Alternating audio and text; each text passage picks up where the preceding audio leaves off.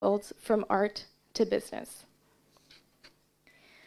We are very glad to have some excellent and very respected personalities from both countries present here today to share with us their experience and expertise, including scholars, diplomats, and others who have dedicated their lives to the study of international relations, especially in the context of the two nations under the microscope today.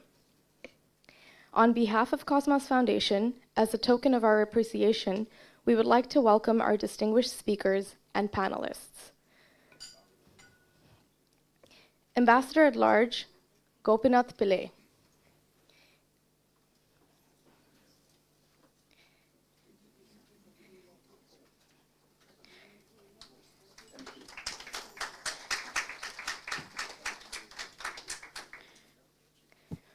Professor C. Raja Mohan.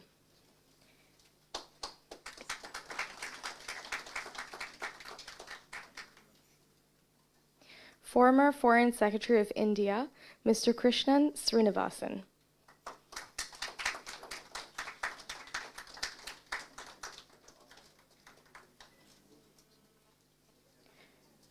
Professor Dilara Chaudhary.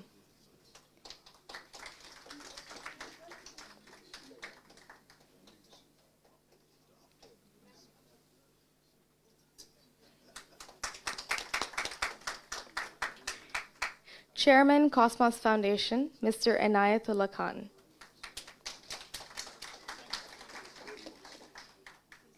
Principal Research Fellow of ISAS, our former Foreign Affairs Advisor, and our chair today, Dr. Iftikhar Ahmed Chaudhary.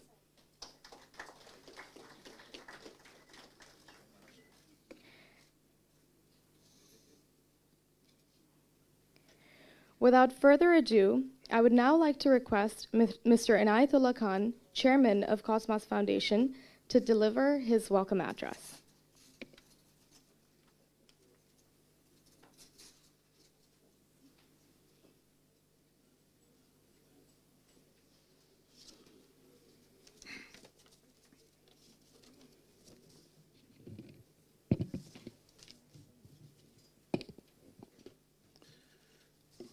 Excellencies, ladies and gentlemen, Assalamu alaikum and good morning.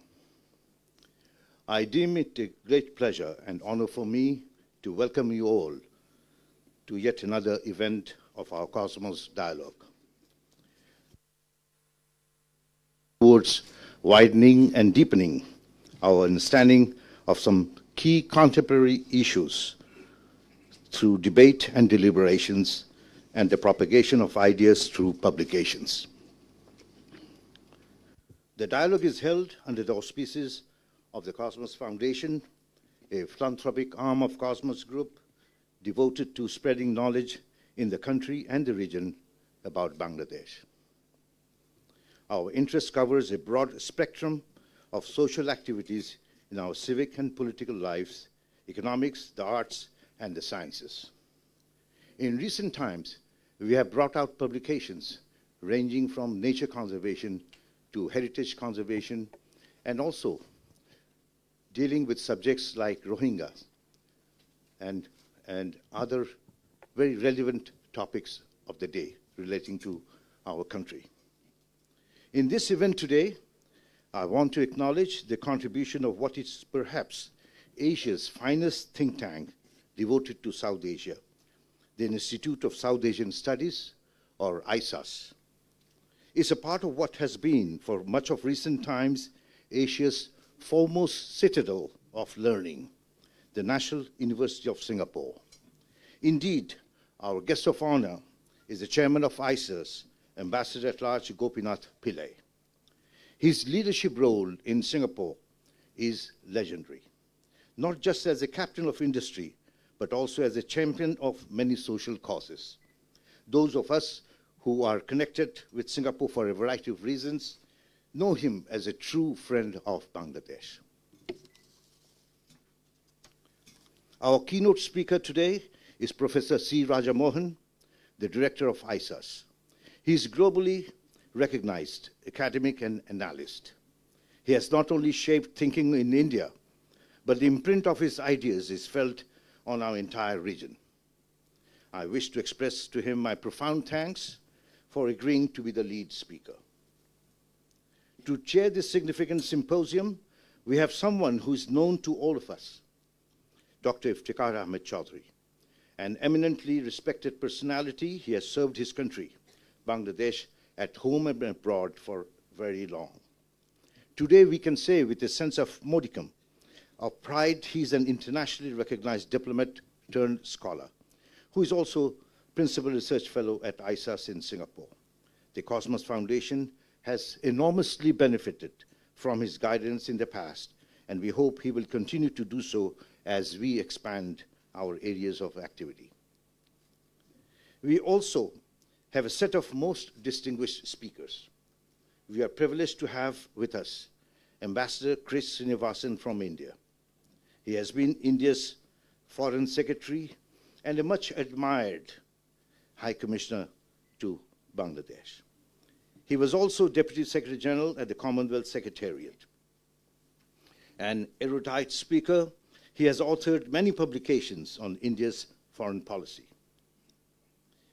The other distinguished participant is Professor Dilara Chaudhry, formerly of the Jahangirnagar University, a familiar figure in Bangladesh's academic circles and in electronic and print media. The topic of our symposium today is an extremely relevant one. It is on Bangladesh's relations with our largest neighbor, India. Naturally, it is of great interest to both the Bangladeshi and the Indian sides. India is doubtless an emerging power. It is in many ways the symbol of Asian resurgence. Its importance as an economic and a strategic power is growing in the region and beyond. Bangladesh is also gaining in importance as a South Asian and global actor. In terms of population, it is probably the 7th largest country in the world. It has huge potentials that are in the process of being tapped by both private and public sectors. Bangladesh and India are also neighbors, though of differing dimensions. How they relate to each other is extremely critical for the progress and prosperity of both their peoples, as well as for peace and stability of the region and beyond. Today, we live in a rapidly changing world where rules of the past are increasingly under challenge. So it becomes necessary to work out our bilateral and regional relations on our own. Our effort today is a modest endeavor on our part to discern the best ways of achieving our goals. With these few words, it is now my honor to give the floor to Ambassador at Large Gopinath Pillai, Chairman ISAS Singapore. Ambassador Pillai.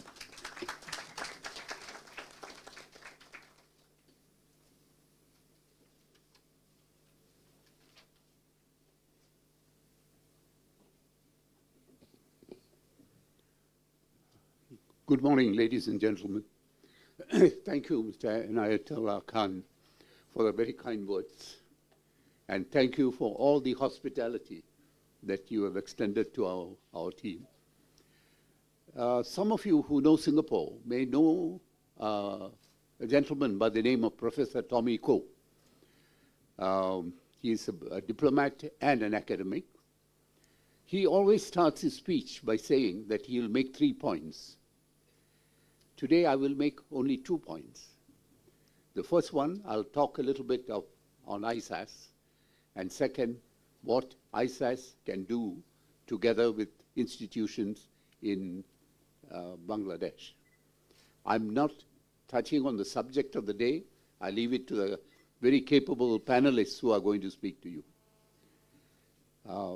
Let me come to the role of ISAS. ISAS was set up in 2004. I was its first chairman and the only chairman they have known, unfortunately. We have, these 14 years, we have tried to live up to what we were supposed to do. And that is, for the South Asian, ISAS becomes a champion of their interests or disseminating information about South Asian countries. And to the other side, that is, to the South Asians, to try and champion Singapore and talk about what Singapore can do. So in other words, we are the champions of Singapore, we are also the champions for South Asia. There's no other organization that actually speaks for South Asia as such, and therefore we have this role given to us by our government. Our stakeholders are first the Ministries of Foreign Affairs in Singapore and the Ministry of Trade and Industry.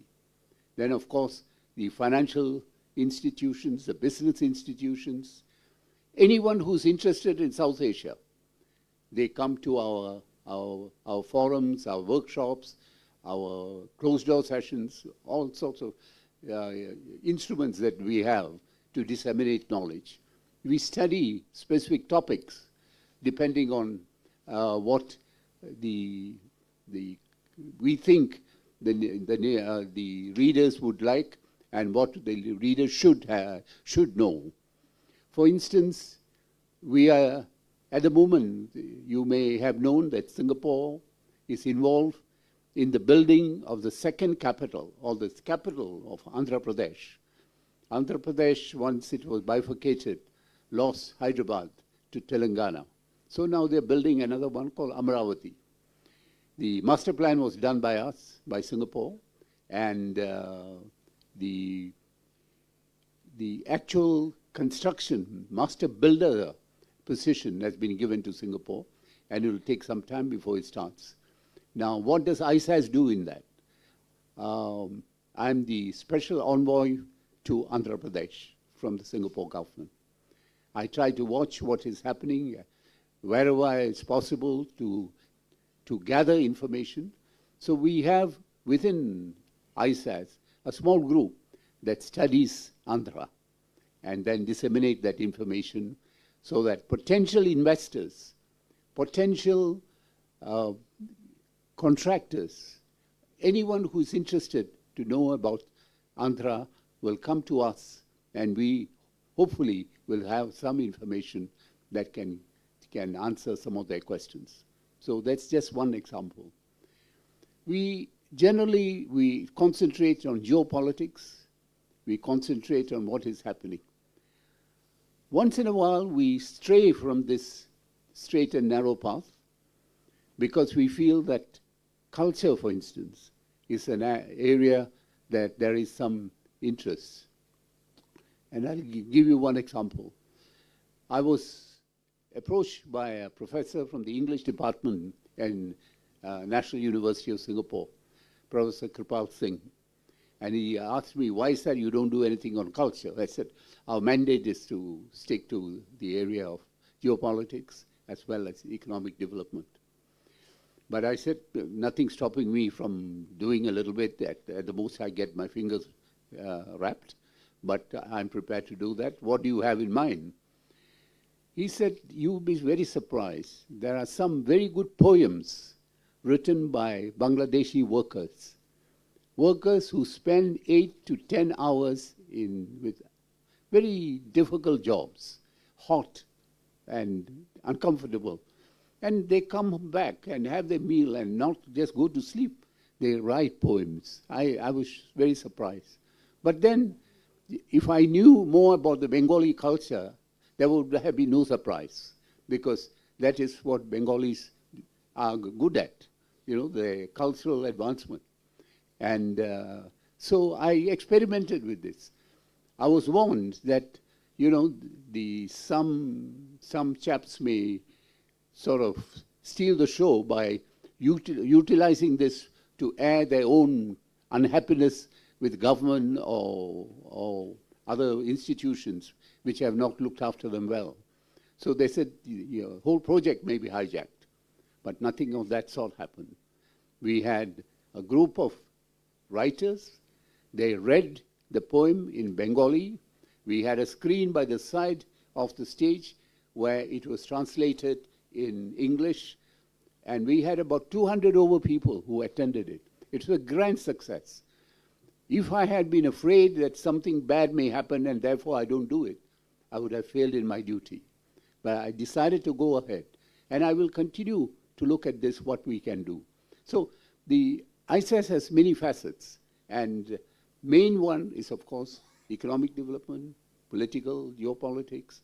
But we will also look at other areas. Now, I go on to my second point. And that is, how do we proceed from here? My association with Bangladesh is a fairly long one. In 2080, sometime 82, 83, I'm not exactly sure of the date, I was involved. I was the general manager of a company substantially owned by the Singapore government, which was like a state trading corporation. We used to deal direct with the TCP, Trading Corporation of Pakistan. This is earlier. And we used to deal with STC, State Trading Corporation of India, sort of. So when we came to Bangladesh, we decided that we will venture on our own. And we set up the first, one of the early garment factories here in the 80s. And since then, I've been always interested in Bangladesh. Last year, I came here as a guest of Cosmos, and we did some work. Cosmos came to Singapore. We had a project. We had an event. And so we have been active, and we continue to be active. Now, our interest now is to look at areas where we can, together with local institutions, do in-depth study. Bangladesh is no longer the Bangladesh of 1980s that I came to. It is now a fast-growing economy, one of the fastest in Asia, one of the fastest in the world maybe, almost 8%, 7.8 or something, which is very impressive. And you see the hustle and bustle that on the streets, the number of cars, it looks very uncomfortable.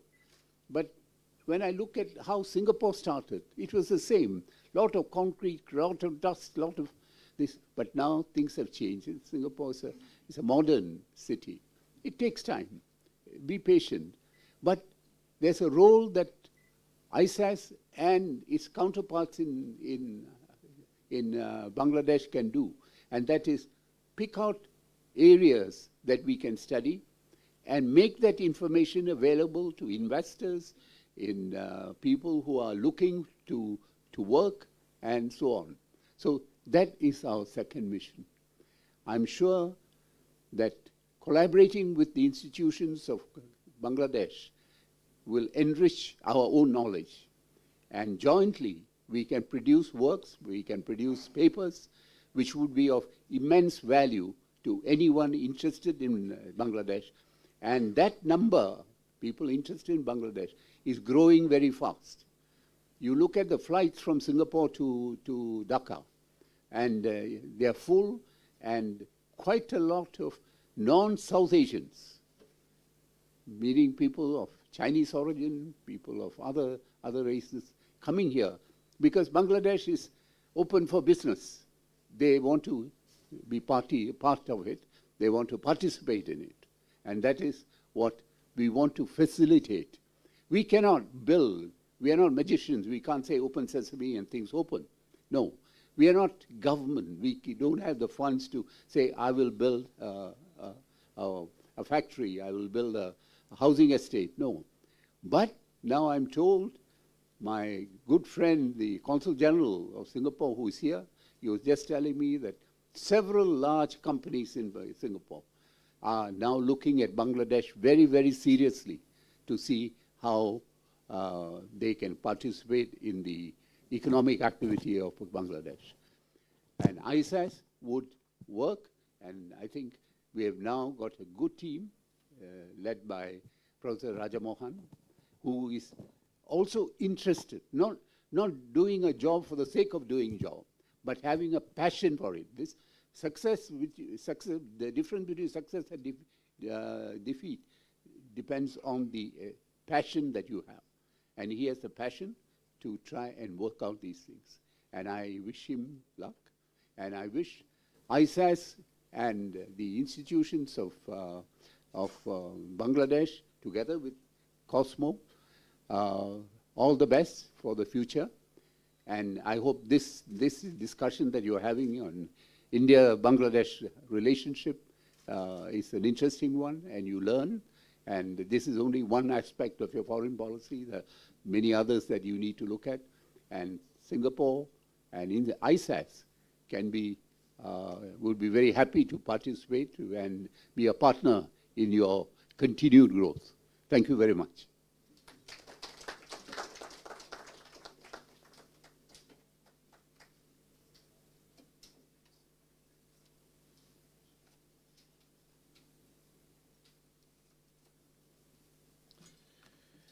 Thank you, Chairman Gopinath Pillai. Your remarks were truly and thought-provoking, and I think you have been able to set the tone and the parameters of our operation. Now I'd like to request Dr. Iftikhar Ahmed Chaudhry to assume the microphone is yours, sir. Thank you, Mr. Khan. Thank you. Okay, we will seamlessly go into the next stage, which would be the keynote address by Professor Raja Mohan. The format will be thus. He will speak for 30 minutes, and thereafter I'll open the floor for interventions, question and answer form from you. You will identify your affiliation and confine your questions to very brief remarks. After 20 minutes of Q&A, we will open the panel discussion. We have the two distinguished panelists you've heard of. And then we will have roughly 30-minute free-flowing comments, which will be an interactive session from you. I would expect you to confine your comments to about 3 minutes, per person. We will begin with the keynote address, and everyone interested in South Asian affairs will be familiar with, in this planet, will be familiar with the name of Professor Raja Mohan. But for those who from another planet, let me just say that he's a person of prodigious intellectual proportions, not just as a director of ISAS, though also that, but as someone who's shaping thinking with regard to the region in the world. So, Professor Mohan, for the next 30 minutes, the floor is yours. Thank you, Dr. Chaudhry. You're always generous in your introduction. I'm delighted to be here this morning to be with all of you. It's always a special pleasure to come to Bangladesh. I've not been coming since the 1980s, as Chairman Pillai has. Certainly from 95, I've come here almost every 1 year, 2 years, 3 years, a gap. And each time you come, I mean, I think you see a new sense of energy, a new sense of dynamism.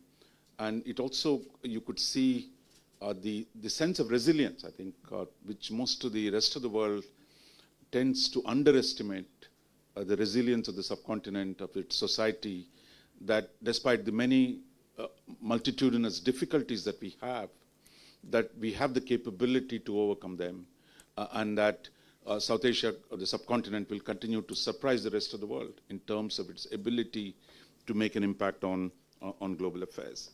But today in particular, this time, quite clearly, you can see that Bangladesh is at the cusp of a dramatic transformation, of change in its international status from a least developed country to a different category. I mean, I think that also sounds like an LDC, but I think it is the scale and the direction and the trajectory of Bangladesh today, that in the next few years, it is going to be the country that has jumped the maximum number of places in terms of its total GDP. That is, the growth that is taking place today in Bangladesh is going to propel it ever faster to a higher and higher state of in the international hierarchy. And I think that is going to be a fabulous development, not just for the people of Bangladesh, but for the entire region and beyond. My chairman has already talked about our interests of ISAS in doing more in Bangladesh, about Bangladesh, and trying to raise our engagement and our profile here, and to hopefully tell the story of Bangladesh to the rest of the world. Because Singapore is a global hub. You have the entire globe's technology companies, investment companies, everyone is there. And I think the success story of Bangladesh, I believe, has not been really told to the rest of the world. And I think while there are small efforts here and there, you get the UN reports, but I think to be able to take this, the good stories, as you know, as a newsman, I've been a former newsman, good news doesn't travel, but I think there is ISAS as a way of, we think we can use this moment to contribute what little we can to the success and advancement of Bangladesh. In the process, of course, there's no free lunch, and Singapore's companies are deeply a growing interest in doing more things with Bangladesh. So the theme of the topic today, but before I go into the theme, I wanted to specially thank Mr. Inayat Khan and the Cosmos Foundation for inviting us here. I was not in Singapore at the ISAS when they came in, but we hope that it's going to be you know, as I say, a beautiful relationship that we can build upon in the coming years. But thank you very much for inviting me and our team here today. The theme of the address of this conference itself is about a prognosis for India-Bangladesh relationship. But there are too many people here who contributed to the transformation of this relationship. Mr. Chaudhry, Dr. Chaudhry was a former foreign minister of Bangladesh. We have Ambassador Farooq Soban, we have Ambassador Chris Srinivasan, I can see Ambassador Tufail Haidar, and many of you who have actually helped change this relationship in the last decade and more. Because if you take a 25-year span, I think we've quite clearly moved from a contentious one today to a different phase. Prime Minister Modi has called it the golden era. Of course, politicians say nice things, but there is no question the character, the texture of the relationship has significantly changed. That doesn't mean we've come to an end state. Relationships have to be tended, relationships have to be built, and I think there are of course any number of outstanding issues that need to be addressed. But I think what characterizes the bilateral relationship today is the optimism and hope, I think, that has begun to shape our engagement with each other, which is a good sign. But as you said, there's much that needs to be done. So I'm not going to go into a very detailed laundry list of issues between India and Bangladesh. But what I want to do is to talk a bit. Maybe some of it would be controversial, but I would be happy to discuss and debate those issues. To make the point, the geography in which the India-Bangladesh relationship operates is beginning to change. Now, when foreign policies of countries or relationship between countries change, at least two basic themes. I mean, one is the internal change. When there is change internally, when you have a revolutionary regime, then of course the way that regime deals with the rest of the world changes. A second source of change is when the rest of the world around us changes. That is, you have to deal with a world that is going through phenomenal transformation. And I think it is this context that's often that we forget in dealing with each other and the many issues, that the nitty-gritty of the relationship that has become more complex, more diverse, more substantive in the last few years. So let me focus on the changing geography of India-Bangladesh relationship and what does it mean for us, and end up with a few conclusions in the next 25 or so minutes. So when I talk about geography changing, I mean, because generally we grow up in school textbooks with the proposition that geography is a constant. Those who talk about geopolitics say, look, geography is destiny, and geography is permanent feature of life in international relations. But these days, with this, for example, on climate change, that you can't even take geography for granted. But that is not a new proposition. Those of you, like this land is a land of rivers. Rivers change courses. Like you see in Indonesia, suddenly mountains explode. You have all kinds of violent geographic incidents that alter destroyed civilizations. For example, the Indus Valley civilization, we don't know what exactly did it. But the fact is, geography changes too. And there are moments when it changes quickly, and I believe that we are at a juncture where the geography in which we operate is changing fast. So what are the broad elements of this change that is taking place? One is, of course, the rise of Asia that we all have celebrated in the last 20-odd years, the rise of China in particular, and the slower emergence of India, the ASEAN, which is 600 million people, which is today one of the world's largest economies. So you've seen a lot happen in the last 30 years. Of the rise of Asia as a collective is a major change that has taken place, which provides a very different setting, and I'll come to that. Second, I think Asia was a good student of the West, which taught us the lessons on globalization. But today, as Asia does well, there is a backlash against globalization. And that feature, I mean, I think what we've seen happen in Brexit, what we've seen happening in the United States today, that the idea that somehow we can take globalization for granted, which was the kind of conventional wisdom over the last 30 years, globalization is irreversible, and therefore it's a question of how we adapt to it, and that it's only a question of detail, that how we adapt to each other. But now you see the nature of globalization is changing because the biggest economy in the world is demanding a change of rules. So what Mr. Trump is doing, I don't want to go into details on what Mr. Trump is doing, but at least Trump is challenging three basic propositions of the United States. That globalization is not really good for the American people, that the present rules have been unfair to the American people and the American workers. I'm going to renegotiate those rules. And it is a question of how he does it, but the fact is, there's no doubt, already some of the countries are falling in line. So therefore, the world trading system that we've taken for granted is undergoing a profound change right in front of our eyes. Second is, partly from India, Bangladesh, Pakistan, Nepal, we have been the biggest beneficiaries of an era of open borders. While we kept our borders closed generally, we have benefited immensely from the fact that the borders of the Western world, North America, Europe, Anglo-Saxon world, that including Canada, Australia, New Zealand, that these were open, and that every engineer's dream, and from my country, is you'll end up in the US, and your wife, your family, everyone is going to go to the US. In fact, in Hyderabad, where the US consulate, there is a visa temple next to it. So anyone who goes to apply for a visa also goes to the visa temple to make sure God is on your side when you enter the US consulate. But this idea that, look, the US is a permanent source for migration is over. I think the nature of America's borders is changing.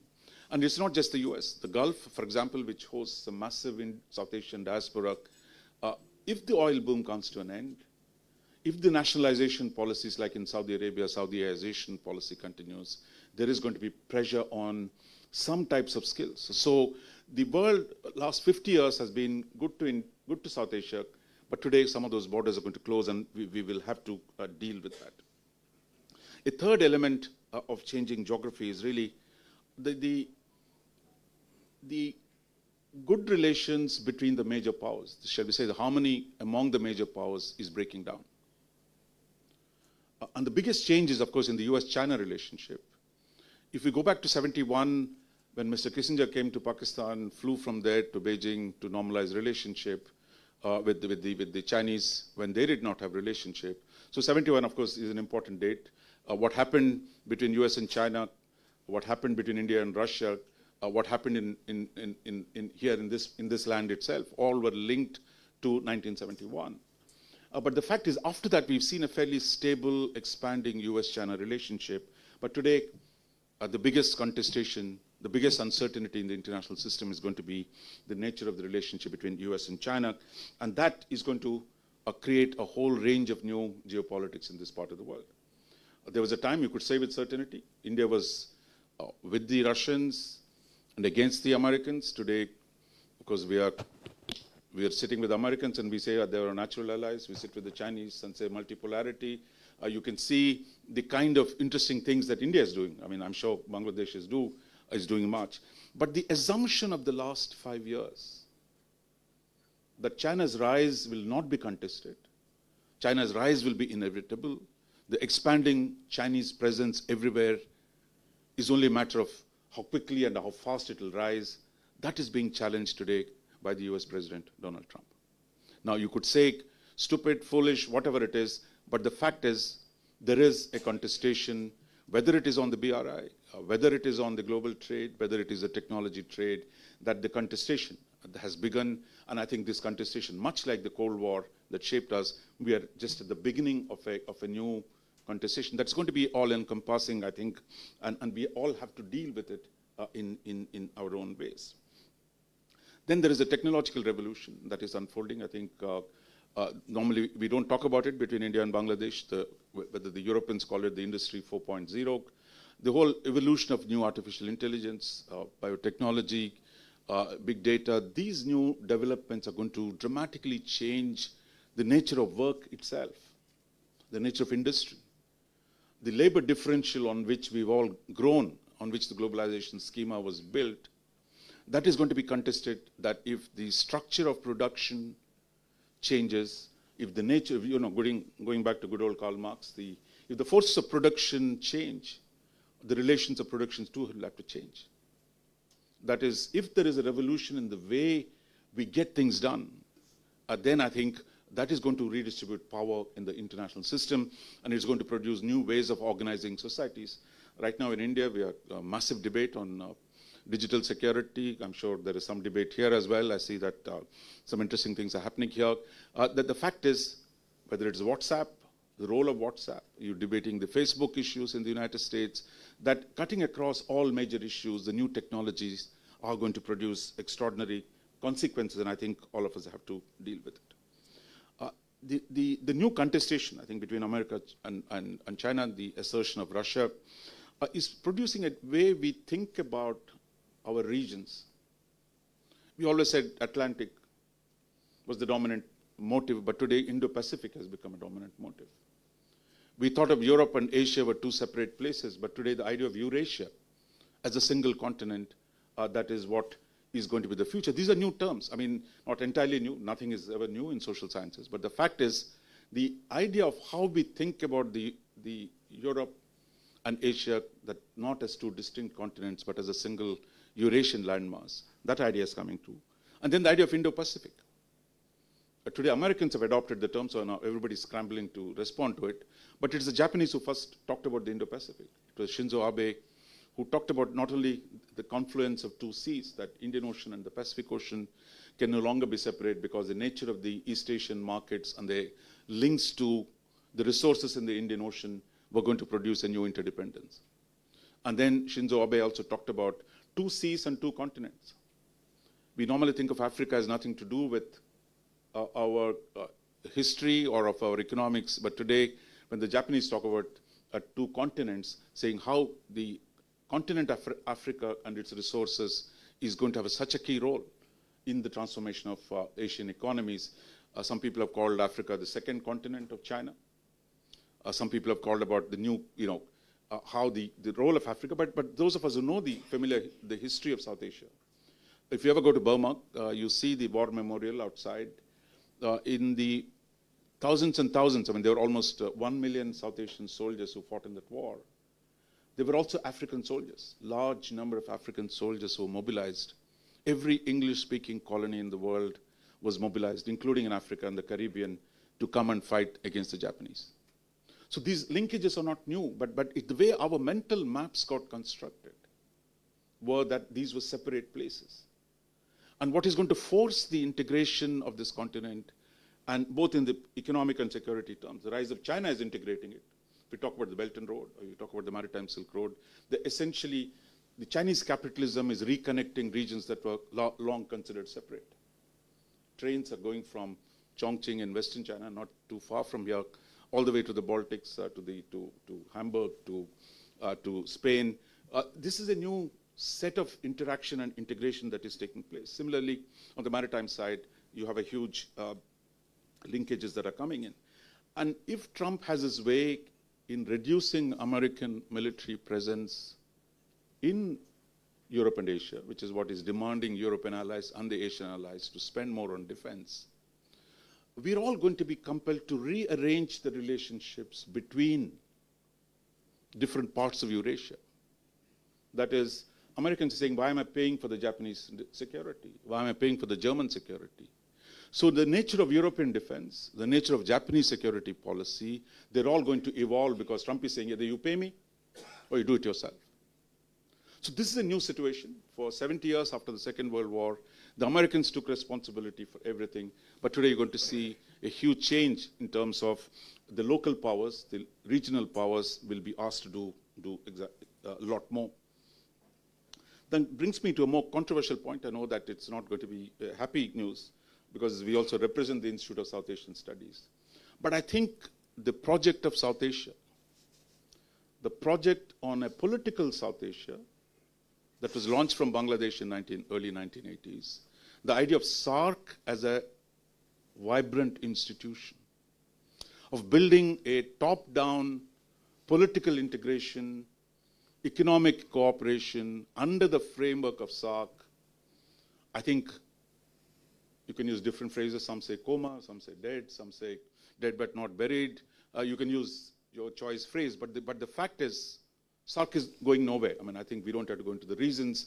That is not a difficult fact to disagree on. But the fact is, the idea that SAARC and South Asia, as the two concepts that were invented in the mid-1980s, are increasingly becoming difficult to sustain because of the changing geography around us. If you go to Colombo, you hear the Sri Lankan Prime Minister talk about, we're not just a South Asian country, we have an Indian Ocean identity. As Ranil Wickremesinghe has said it repeatedly, we are an Indian Ocean country.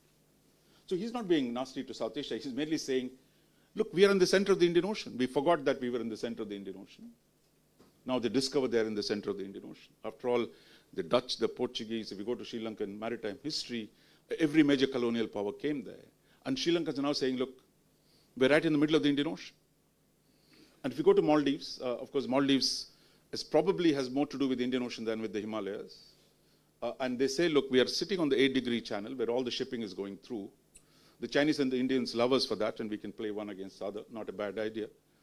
That they see their value today is not because they're members of SAARC, but because they're sitting in a location in the Indian Ocean, which is fundamentally different from where the imaginary that we've had of a South Asia as a coherent region is going to last forever, and that our future, our growth are going to be constructed around it. So I think we are going to see the construction of new geographies, and I think within those new geographies, I would say one of the more critical elements, I would say, is the rise of Bangladesh itself. As I said, the transformation of Bangladesh economy today, it's more than, is going to hit $300 billion, the total GDP in the next couple of years. As I said, it's going to soon become the 30th largest economy. Although this is going to have significant implications for South Asia itself and the broader geography around us. Because all these years, if you asked anyone, what is South Asia, they say India, Pakistan. Particularly Delhi is kind of little biased to the west of subcontinent. But today, is that the main force that is driving the region? Or there are things that are happening in the eastern subcontinent that are beginning to change the way we think about this geography? But then diplomats, analysts, editorial writers could take a long time to change. But the geography around us is changing. And I think the rise of Bangladesh into a major economy, one of the leading economies of the world, a moderate country, a moderate Islamic country, if you will, a democracy.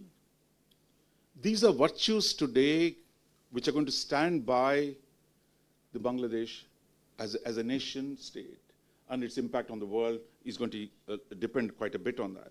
So I would say this change of geography around us will have at least 5 important consequences for our bilateral relationship. And I think, let me quickly run through them.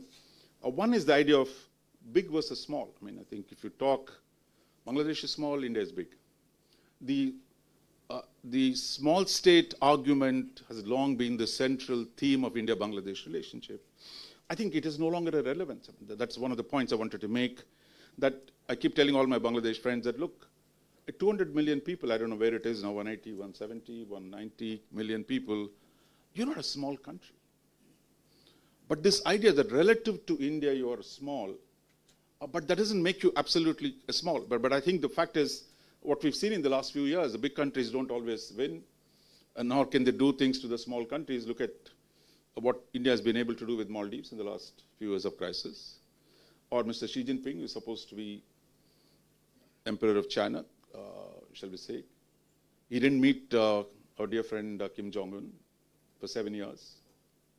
But in the last 1 year, he's met him 3 times. Why? Because Mr. Kim Jong-un is engaging the Americans. So this idea that somehow your size is, so at least the absolute size, as I said, Bangladesh is not a small country. It's a big country. It's going to be the 6th or 7th largest population, 30th largest economy. This makes it a way we must think about our relationship. Big and small must change to one where more interest-based, more specific, issue-based cooperation, not the small versus big syndrome. Because I think India used to have the same syndrome with the Americans. Close to 1 billion people, we say, oh, Americans will do this thing to us. But today I think we're out of that syndrome. That we can do things with the Americans which we thought were not possible 5 years ago. So therefore, getting beyond the big and small argument is already happening, and I think is very valuable. The second issue which Bangladesh and India have had is the argument of Bangladesh being landlocked, surrounded, imprisoned. I mean, whatever terms that were used by India. India locked, not even landlocked, India locked. Now this idea, that from that notion, the idea that Bangladesh is land-linked, that Bangladesh can be the land bridge between India and China, if the BCIM thing takes off. That actually the BCIM, Bangladesh, China, India, Myanmar, someday it'll happen. And I think that idea that, look, Bangladesh can be the connector between India and China. It's also the connector between India and Southeast Asia. Things someday will improve between, I think, the current situation between Bangladesh and Burma is not going to be permanent, but someday the natural logic of economic connectivity. Burma is also growing at a fast pace. So the natural land bridge to Southeast Asia and China in different formats is bound to happen, and I think that is a huge change that is going to take place. So that you're not, again, boxed in by South Asia. You're also not boxed in by India. Some of the new forums that we've created, like the BIMSTEC, or if the BCIM works, opens up a space for Bangladesh, which is much vaster, much wider than the constrictive, restrictive framework of South Asia. We're stuck with sorry, I shouldn't use bad words. I mean, with India, you can put whatever adjective you want in front of it. But the fact is that today, a stronger economy that is land-linked to Southeast Asia and China, and becomes a bridge between India and the other economies in the East, is going to be a very different Bangladesh. And I think there's going to be a whole lot of different ways we need to think about that relationship. A third set of issues, I think, is really the idea of being landlocked. I mean, that actually, thanks to Bangladesh, we've actually resolved our maritime boundary disputes, because it was Bangladesh who took us to the court. If you had left it to the joint secretaries from the two countries to negotiate the maritime dispute, it would take another 100 years.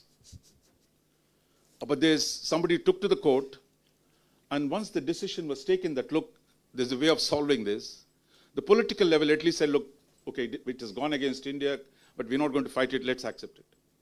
The same thing happened between Myanmar and Bangladesh. So the resolution of the maritime territorial disputes today in Bay of Bengal stands in total contrast to the fight in South China Sea that is taking place. So this, I think, opens up a whole maritime world to Bangladesh. And so the focus has been so much on the land side that you're surrounded by this one country to one where the world opens up to the wide ocean of the Indo-Pacific, if you will, through Bay of Bengal. It connects you to world in ways in which you not visualized before. And same for India. I mean, India had the Indian Ocean, but been too much of a landlubber country. But today, in the context of the construction of the Indo-Pacific, and shall we say the deconstruction of South Asia in some sense, that you have actually a wider region that is shaping up before us, in which all of us can reimagine our places. Not as land-bound, conflictual, fighting over every square inch, to one where the open maritime spaces, which also will link us to the other trading nations of the world, whether it is China, United States, or Japan, opens up a maritime future that is very, very different from our historic, because South Asia was agrarian societies, rich agrarian societies, Bengal in particular, given the great delta it has. You are happy with your land, with your agriculture, which produce such surpluses. But today, as an exporting nation, the maritime world beckons both India and Bangladesh, and I think that opens up a whole different future for us, which we need to think of. Then there is the question of the new technologies. The single most consequence of the new technologies is it's going to turn population into an advantage. How the Chinese have used the billion-plus population, with every guy having 1 or 2 smartphones, into the most data-rich nation of the world. If you go to Chinese airports these days, they make you take your footprints, your biometric data, stick it into the computer, and if you're from Bangladesh, you go to the immigration counter, put your fingers on the machine to get your fingerprints. It'll speak to you in Bangla. The machine will speak to you in Bangla. And they think I'm a Hindi speaker, so my Indian passport, they talk to me in Hindi and say, it's not the agent there, it's the computer, telling you, ab apna haath lagaiye, apna baएं haath lagaiye, दाहिने haath lagaiye. So it's a simple technique now, the storage that you have, what you can do with data today. That what was a large ungovernable country to, of course, the bad things being done, data surveillance in China, to one where today data can be used to transform your societies. For India and Bangladesh, if we can leverage our talented people, the nature of our growing capabilities in IT and other areas, we can use data to solve a lot of our problems. That using AI, using better data management, using the big data, the kind of approach, whether it is the environmental issues, whether it is the illegal immigration issues, a whole range of things can be dealt if you know how to use, how we can leverage the size of the data markets that we are creating in India and Pakistan. That brings me to the last set of issues, which is the concluding comments I wanted to make. I think what has changed in the last few years, I would say, for both India and Bangladesh, that from being obsessive, often, in a sense, self-defeating way of asserting your sovereignty. If you look at India's arguments with the US, the Americans were giving us a gift on the nuclear deal, and here our Indian parliament went into a twist of saying, is it against my sovereignty? A fairly straightforward open and shut case. It took us 8 years to do it. From that, I think this idea that this obsessive use of the sovereignty argument to do things that are against your own interest. That is, you are willing to let, or I would say I have the right to be stupid. I mean, that's not an unreasonable argument. Everybody has the right to make their own mistakes.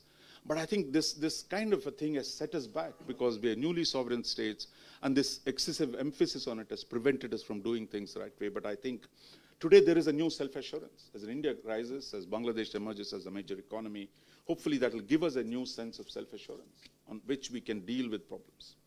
The second concluding thought I want to place before you is that for us the 20th century was really about coping, addressing, resolving the consequences of partition of the subcontinent.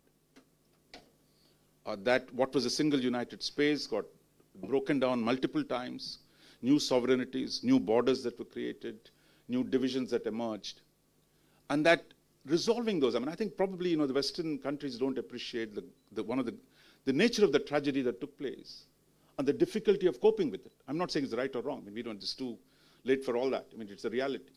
The question is that it has taken us a long time to even accept minimal things like boundary demarcation. But I think we still have problems on our west, but in the east at least we've begun to solve some of those problems. So I think today the 21st century must be one where we must focus on realizing our full potential, while with a strong sense of one's own sovereignty, a strong sense of enlightened self-interest, that we can reconstruct, reimagine and do things in a way that are mutually beneficial, and that with each one of us rises in the new geography in the world. That would also mean both of us, India in particular, has had problems working with other countries. We talk about multilateralism, but when it comes to actually doing things with others, we are not pretty good at it. But today, India is learning how to operate in many-lateral mechanisms, quadrilateral mechanisms, beyond the rhetoric at the UN General Assembly, which comes easily to all of us in South Asia, to one where actually working with countries in small groups. For example, if we're going to turn the Bay of Bengal into a genuine community, can Delhi and Dhaka work together to construct a community in this part of the world? I mean, this doesn't involve putting another set of bureaucratic processes, but it is the capacity to cooperate on the basis of calculated self-interest. Can we do things? And I think that possibility for doing things jointly in the Bay of Bengal, in the Indo-Pacific, in the Middle East, these opportunities are opening up. And I think that's what we need to prepare ourselves for, going beyond the narrative of South Asia and the conflictual, negative narrative of South Asia that has set us back all these years. Thank you.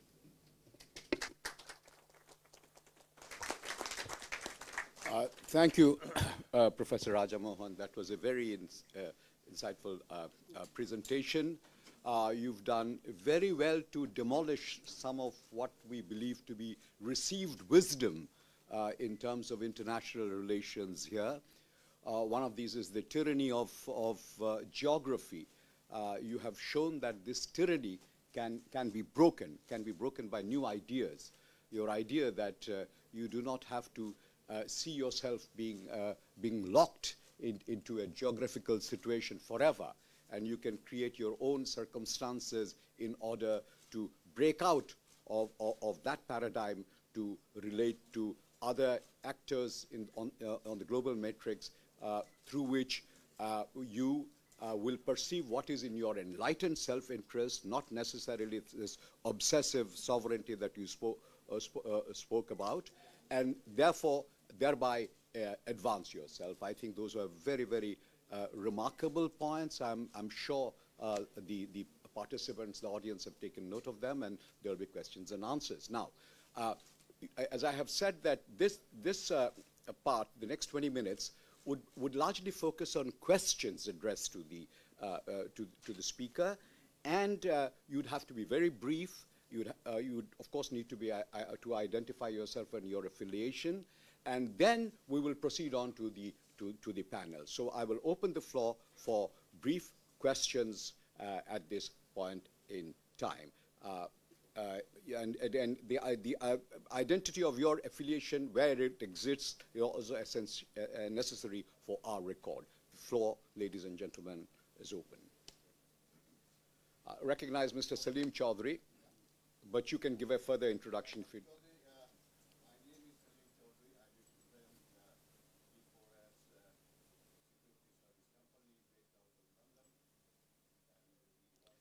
Louder, please.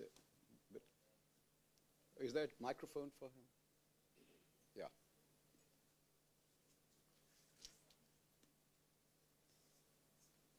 Can I be a little louder? Yeah, you're loud enough.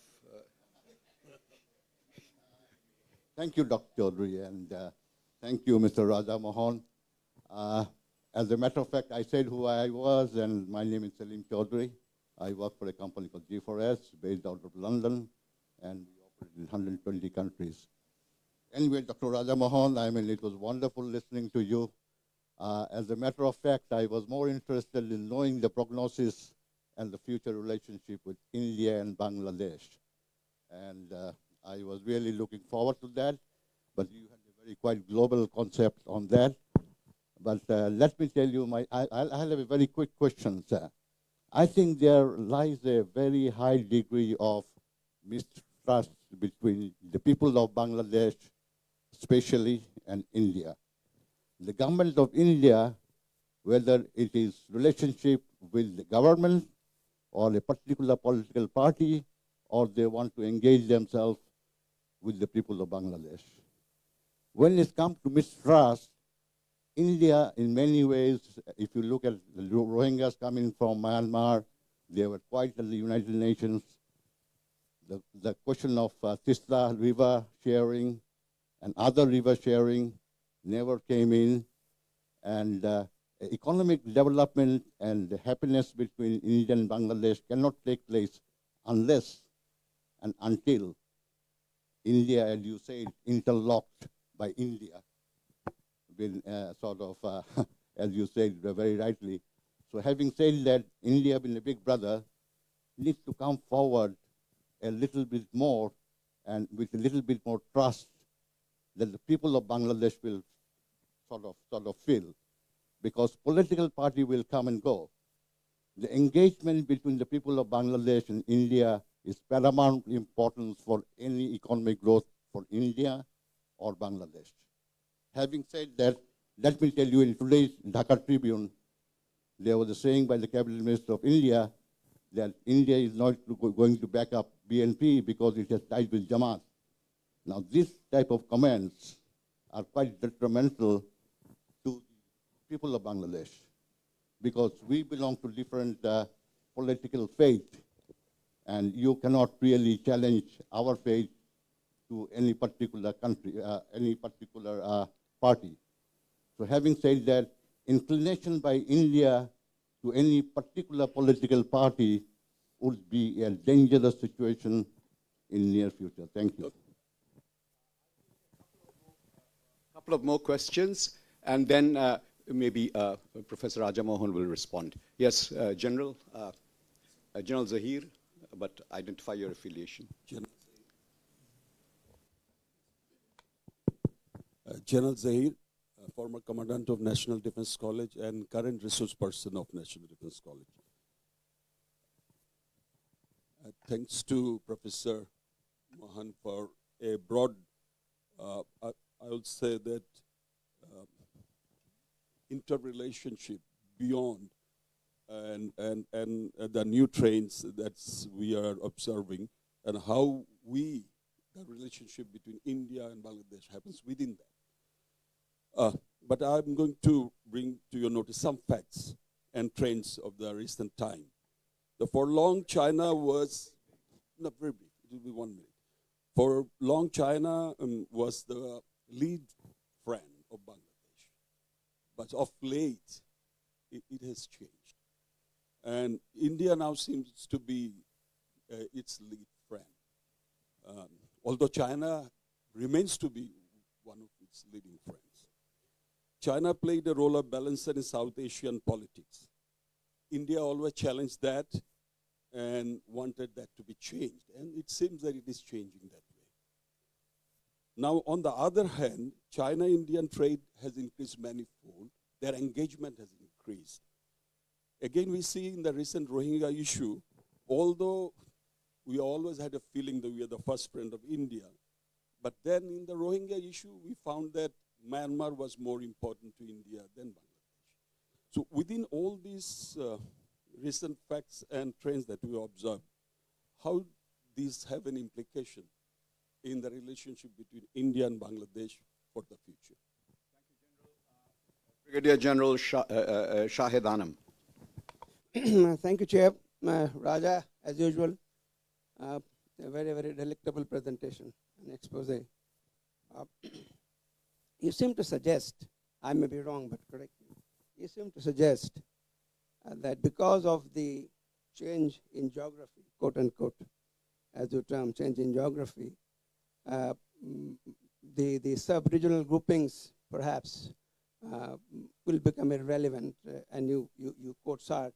One of the reasons why SARC is in a moribund stage is perhaps because of that, where you would sort of not like to be constrained by within the region, but go out of that.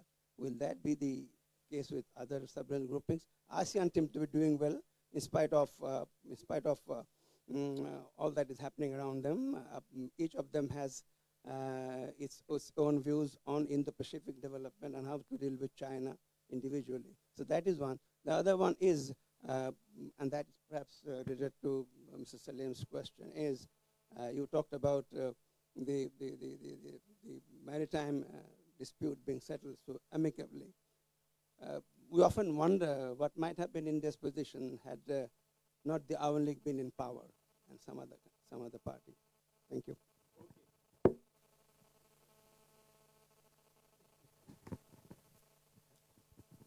Thank you. I think all three are very, very good questions, and I think it touches on many of the core themes. Firstly, on trust. Look, no, I'm a realist.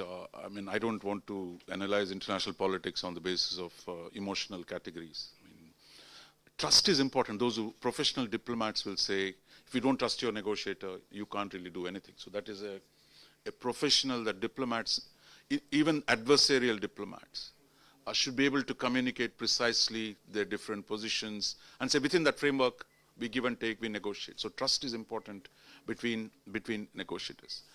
But my sense of Asian history in the last 70 years, I'll just give you one or two examples. US and China fought the Korean War. Thousands and thousands of Chinese died. Mao Zedong's own son died in that war. And I mean, we're talking about the Americans over 50,000 plus, the Chinese are close to 1 million casualties. Now, 18 years later, America and China were working together against the Soviet Union. Did Mao Zedong trust Nixon? Would anybody trust Nixon and Kissinger? It is a question of interest, that if your interests were changed, what seemed the brotherhood of the communists became a conflict, and when Mao Zedong felt Russia was a bigger threat, he moved to the Americans. So it was based on a calculated interest that you did things. China and Japan, you take another case. Japanese occupation of China. If you scratch the Japanese or Chinese, hatred of the Japanese doesn't take long to come out. Yet they took the Japanese money. Today the Japanese is one of the major investment partners, trading partners. They built a relationship. So the question is how you define your interest. But if you say, I won't do anything till I trust you, as a general concept, I mean, I'd say that's not the way the world works. And as Reagan famously said, okay, you want to negotiate something with some trust but verify. That you sign an agreement, the agreement works for you, it works. So I think trust as a general emotional category is not the basis on which states operate, but trust is needed between the governments of what they're doing to each other, that whether they can trust your interlocutor, that he tells you, I'll do this for you, and if he can't do it, there's no trust. Then the relationship breaks down. Like in real life as well. So that is where trust operates. But at the grand strategic level, I don't think it's important. Second, I would advise you as someone who's worked in a newspaper, not to believe every news report you read. I mean, I have other news editors here. I mean, that today in particular, if anyone thinks news report, one news every day, I mean, if you just have to turn on Indian TV in the evening, every day there's an outrage. Every day everybody's angry and competing with each other to be more angry. Look, this is the noise that is going on at this point of time, which is true in all countries. And if you go to look at Fox News and CNN, it tells you what's going on. And within that, if you start believing and taking every printed word or every uttered word, every WhatsApp video that gets circulated, we're in a very different world. So I think there's a whole set of problems that it has generated. But my sense is, we have transcended, I think, largely the bipartisan question that countries in the end have to deal with whichever government is in power. You don't, tomorrow somebody else comes in India, I mean, are you going to say, look, we're not going to deal with you because I only like the face of... Mr. BJP opposed in Parliament, Mr. Jaitley said the land boundary agreement with Bangladesh was unconstitutional. Sushma Swaraj said the same thing in Rajya Sabha. Then Mr. Modi comes, stands in Guwahati, where the local BJP was opposed to the land boundary agreement, and says, we're going to do this agreement because it's in India's interest. So that's the way, governments operate. Look, finally, all countries have a structure of a national interest. And I think as long as you follow your own national interest, a lot of these question of bipartisanship is something I think we'll move beyond. And I think India has learned many lessons in the recent years. So I don't think India is going to say, look, I only deal with one party in one country. That no country has the luxury of dealing with only one party in one country. And I think changes we all have to deal with. I think on Rohingya issue, I mean, I'm not an expert. Look, when you have problem between two friends, how we convey that, I'm sure mistakes were made in the way it was conveyed. And today, is India doing enough to help resolve the problem. That is the issue. And not question, are you with me or against me? And I think, as we say, most friends of Bangladesh and Myanmar are trying to approach this issue in different ways. So I think exactly what India's position, maybe others can explain that a little better. But my sense is, look, this is the problem that you face all the time. If you go today to the Gulf, Saudis and the Iranians are fighting at each other's throat in every corner of the Middle East, from Yemen to Iraq to Syria, you name it. Do we say, look, I'm only with the Saudis, or do we say I'm only with Iran? So you try to work with both and hope like hell that somehow good sense will prevail between them and they'll solve the problem. So, but I think any way in which I would strongly support a track 2 process, I believe Singapore is already in its usual helpful way, that some things are happening on track 2 side. So I think India should do more of this to help that kind of process to move things forward. On the question of SARC and beyond, look, it's not a question of my saying it. If SARC, look, Pakistan was part of the negotiation of a set of agreements that were put on the table for signature in Kathmandu. Okay, there's some reason Nawaz Sharif decides to pull out, or somebody tells him to pull out. Now, then you say, look, are we going to say wait for Pakistan to make up its mind, or do you say, look, I'll go somewhere else? Because I said, look, Sri Lanka is not going to wait for SARC. If they say they're an Indian Ocean country, they can do things with China, they're going to do things with China. They're not going to wait for SARC as a whole to come together. As Ambassador Srinivasan might tell you, or Ms. Ambassador Shubhan might tell you, in Europe, two-speed Europe was quite a common thing. Those who move forward, move forward. Those who can't will stay back. Come back when you're comfortable. Or leave when, like Britain is doing today, out of EU. So that is part of life that you can't agree on, that we made SARC into some kind of a totem. It's like non-aligned movement, right? Every 3 years we wheel out the corpse, put a mala around it, do puja, and say, shove it back in. 3 more years, somebody else is going to some other place. But you ask anybody in India, do you know where the last non-aligned summit was? Very few people can tell you. Forget what they did. I mean, that's another story. 80, 100 pages of a laundry list of items which everybody has brought into the... So I think this kind of multilateralism of saying somehow SARC is this answer to our problems. It's not. Bangladesh is going to be a trading nation. It will trade, irrespective of SARC. If China gives it market access, it will go to Bangladesh. Sorry, it will go to China. If ASEAN gives it market access, it will go to ASEAN. So I think these things are not going to wait because you decided, here is the process we've decided. It's a bureaucratic process. I mean, you can retrospectively, as a non-governmental guy, I can say, this was an attempt at a top-down process. It has not worked. As analyst, that's not hard for me to see. As an analyst, it's also not hard for me to see countries are already beginning to do their own thing. Pakistan can't do things with India, but it'll do things with China. That's its sovereign right for Pakistan to do what it wants. But you're not going to wait for Pakistan to change its mind, right? You do what in your interest, and I think that's what is happening. The caravan moves on, as they say. So I would say don't get obsessed with SARC. If you can do things in BIMSTEC, do it in BIMSTEC. If it works for you in WTO, WTO is not going to be the same WTO anymore. If it works for you in BCIM, do it with the BCIM. So move where there is opening rather than saying, it's like Lord Ram had only one arrow, and that, once the arrow is shot, there's nothing else. That's not the way diplomacy works, and I think everyone is looking for opportunities to do things. Okay, then, thank you. The next 3 on my list, and this will be the last for this round. Thereafter, of course, we will pose similar questions to the after the panelists have spoken. I will identify the three. Okay, all right. So we'll take two more rounds. In the first round will be Ambassador Sirajul Islam, Mr. Afsan Chaudhry, and Mr. Inam Chaudhry, and thereafter followed by in the next round Inayatullah Khan, Masood Khan, and Zafar Subhan. Okay.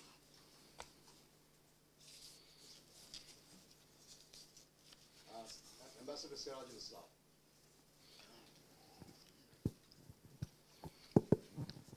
My name is Sirajul Islam. I'm a retired diplomat. I last served as Bangladesh's ambassador to Japan. And a little bit of background, I did work as the Director General for South Asia for 2 years in the Ministry of Foreign Affairs. Your presentation, Professor Rajendra, was excellent. It was absolutely excellent. But as the first questioner put the question to you, a lot of us came to this discourse today essentially to listen what is the status of Bangladesh-India relationship, what is the prognosis. As of now, we did not really come across. Your discourse about the changing world order was excellent. I'm sure all of us have been really, really, we have learned a great deal. But when you have not come, you have not even touched. On the trust factor, the situation now is, Bangladesh, the problem about Bangladesh is this is Bangladesh's politics. Had we been, if people in India were, like in the South Bloc or in the Prime Minister's office, were talking in the same perspective as you have been talking, taking up the changes, taking up the dynamics of international and regional politics and acting on those, then there would have been no problem. The problem in Bangladesh is when our Prime Minister came to power in January of 2009, she did not talk to anybody. When she went to office, first day she went to office, she did two things. First is, she said Bangladesh's soil will not be allowed to be used for secessionist and terrorist activities against India. This is day one. Subsequently, she made sure today Bangladesh's soil, from the soil of Bangladesh, there's not one act of terrorism against India. Absolutely 100% she has fulfilled. The second is that she gave transit. Transit, I was, as DG South Asia, my foreign secretary at that time, Farooq Soban, is sitting across the table. We negotiated, and we had two cards. One is, the security card, one is the transit card. Our Prime Minister took another extremely difficult political decision. She did not discuss even with her aides. She said, no, I will also give transit. And recently, 2 weeks ago, she gave a caveat to that. She gave the two pots. The people of Bangladesh, irrespective of the learned people who discuss in the seminars or the rickshawala who pulls rickshaw, ask him. He will tell you, the trust, Mr. Raja Mohan, it is difficult in Bangladesh, in South Asian politics. Trust is the beginning, and I understand your reference to history, your reference to how the others who were enemies have become friends based on interest. Bangladesh does not work that way, unfortunately. If Bangladesh had the same unity that was shown by the people in 1971, when under the leadership of Bangabandhu Sheikh Mujibur Rahman, we became monolith for one time in history, like no other nation became. One, absolutely one. If we had that monolith, Indians would have been coming and knocking at our doors. Now, your presentation is old wine in new bottle. If I have understood correctly, perhaps I have not. You are saying the same thing, connectivity. Because today, because of our Prime Minister's interest to make a paradigm shift, she has given India the transit. The roads are ready, the rails are ready, the ports are ready. But the people of Bangladesh are not ready. And of late, this is very, very dangerous. Of late, even the Prime Minister and people who have been talking about the connectivity at the height of the voice are people you don't hear them anymore. People who are talking about connectivity 10 years ago. Despite all the good things you have said, those people are no longer in the public domain. They're not talking about how much of richness will connectivity bring to Bangladesh. This is no longer. That's why, Mr. Raja Mohan, trust. India needs to do two things. Give us the water of Tista. On 6 September 2011, Prime Minister Manmohan Singh said, it is a done deal before coming from Delhi. That done deal. So people in the street, people like us, are all looking forward to India. Please give us the water of Tista. Okay, point made. Point made. Mr. Afshan Chaudhry. Oh, you'll pass. Mr. Inam Chaudhry.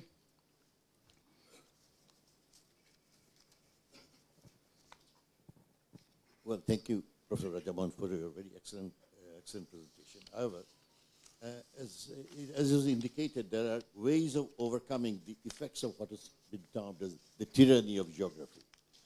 Now, of course, the regional and sub-regional entities were thought to be one of the ways for those.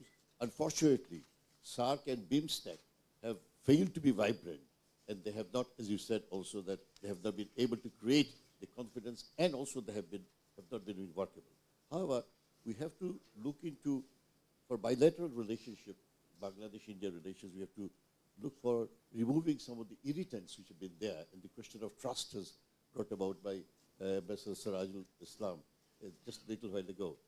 I would just refer to, because I will be very brief, I just will refer to the observations. There are other issues. I am not bringing those up, but an issue brought up by the advisor to the Honorable Prime Minister of Bangladesh, Mr. Bashir Rahman. He says, only day before yesterday, 3 days ago, India denying Bangladesh its rights. And he says, the interesting question is that a day before 47, the Lower Riparian was part of the British Empire and had claimed under the same law. But a conclusion passed by India recently denied that right to the Lower Riparian and appropriated an international river as its own river. The advisor goes on to say that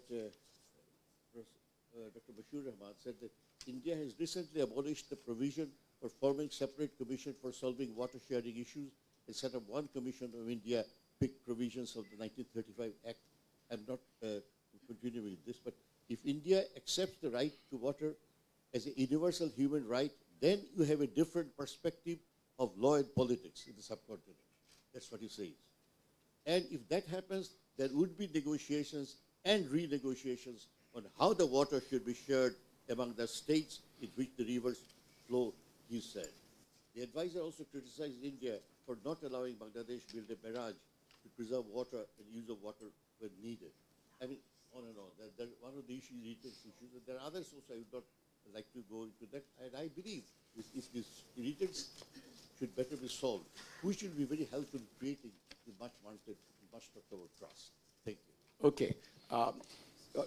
You might want to react to these, and then we'll wrap up with Zafar Soban and Masood Khan. You will pass, yeah? Look, I think I have a look. I'm not here to defend the government of India, to get into the laundry list. Our laundry list is so long and goes back at least 100 years, right? So we can keep saying, look, go into the nitty-gritty of water sharing, boundary management, cattle trade, BSF, you name it. I mean, you all of you know the issues far better than I have. So you have this 100 issues. We can go into each one, start fighting, and since everyone has already made up their mind, I mean, there is really very little.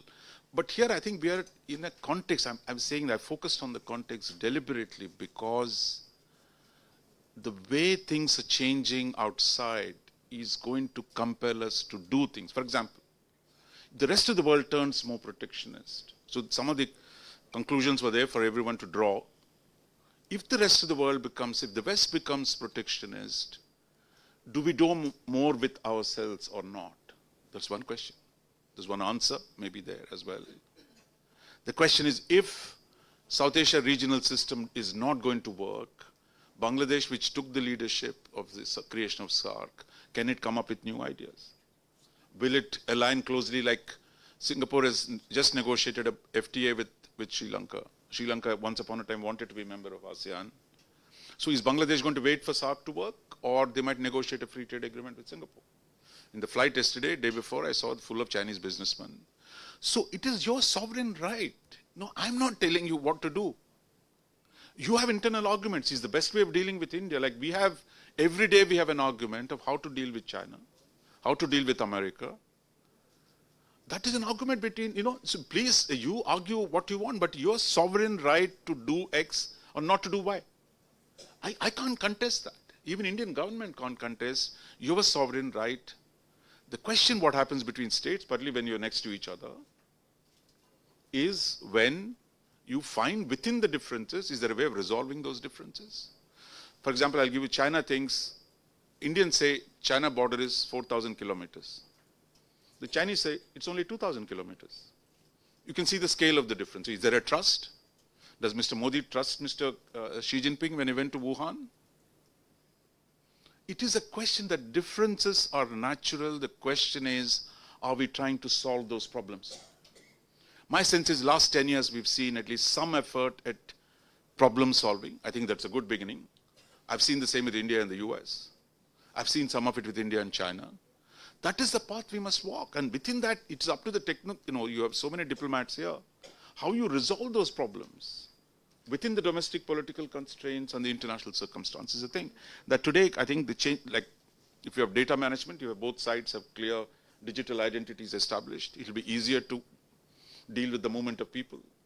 think of work permits, that we can think of how this can be worked out. How Indians can work more in Bangladesh, or Bangladeshis can work more in India, because the labor markets are going to change. Someday maybe the Indians will beg the Bangladeshis, please come and work. If Bangladesh becomes more richer, more prosperous. So all of us are into this whole question of labor mobility issues in different ways. So I think the question for us at this stage, if you think we're going to resolve here, create trust in this one forum, we're mistaken. I think what I'm trying to suggest as here, that there is a new context which might help us think through our problems in a different way, and suggesting that was my main purpose. All right, so the last set of questions will come from these three, Zafar Sopan, Masood Khan, and Shayan Khan, and we'll close this segment. Yeah.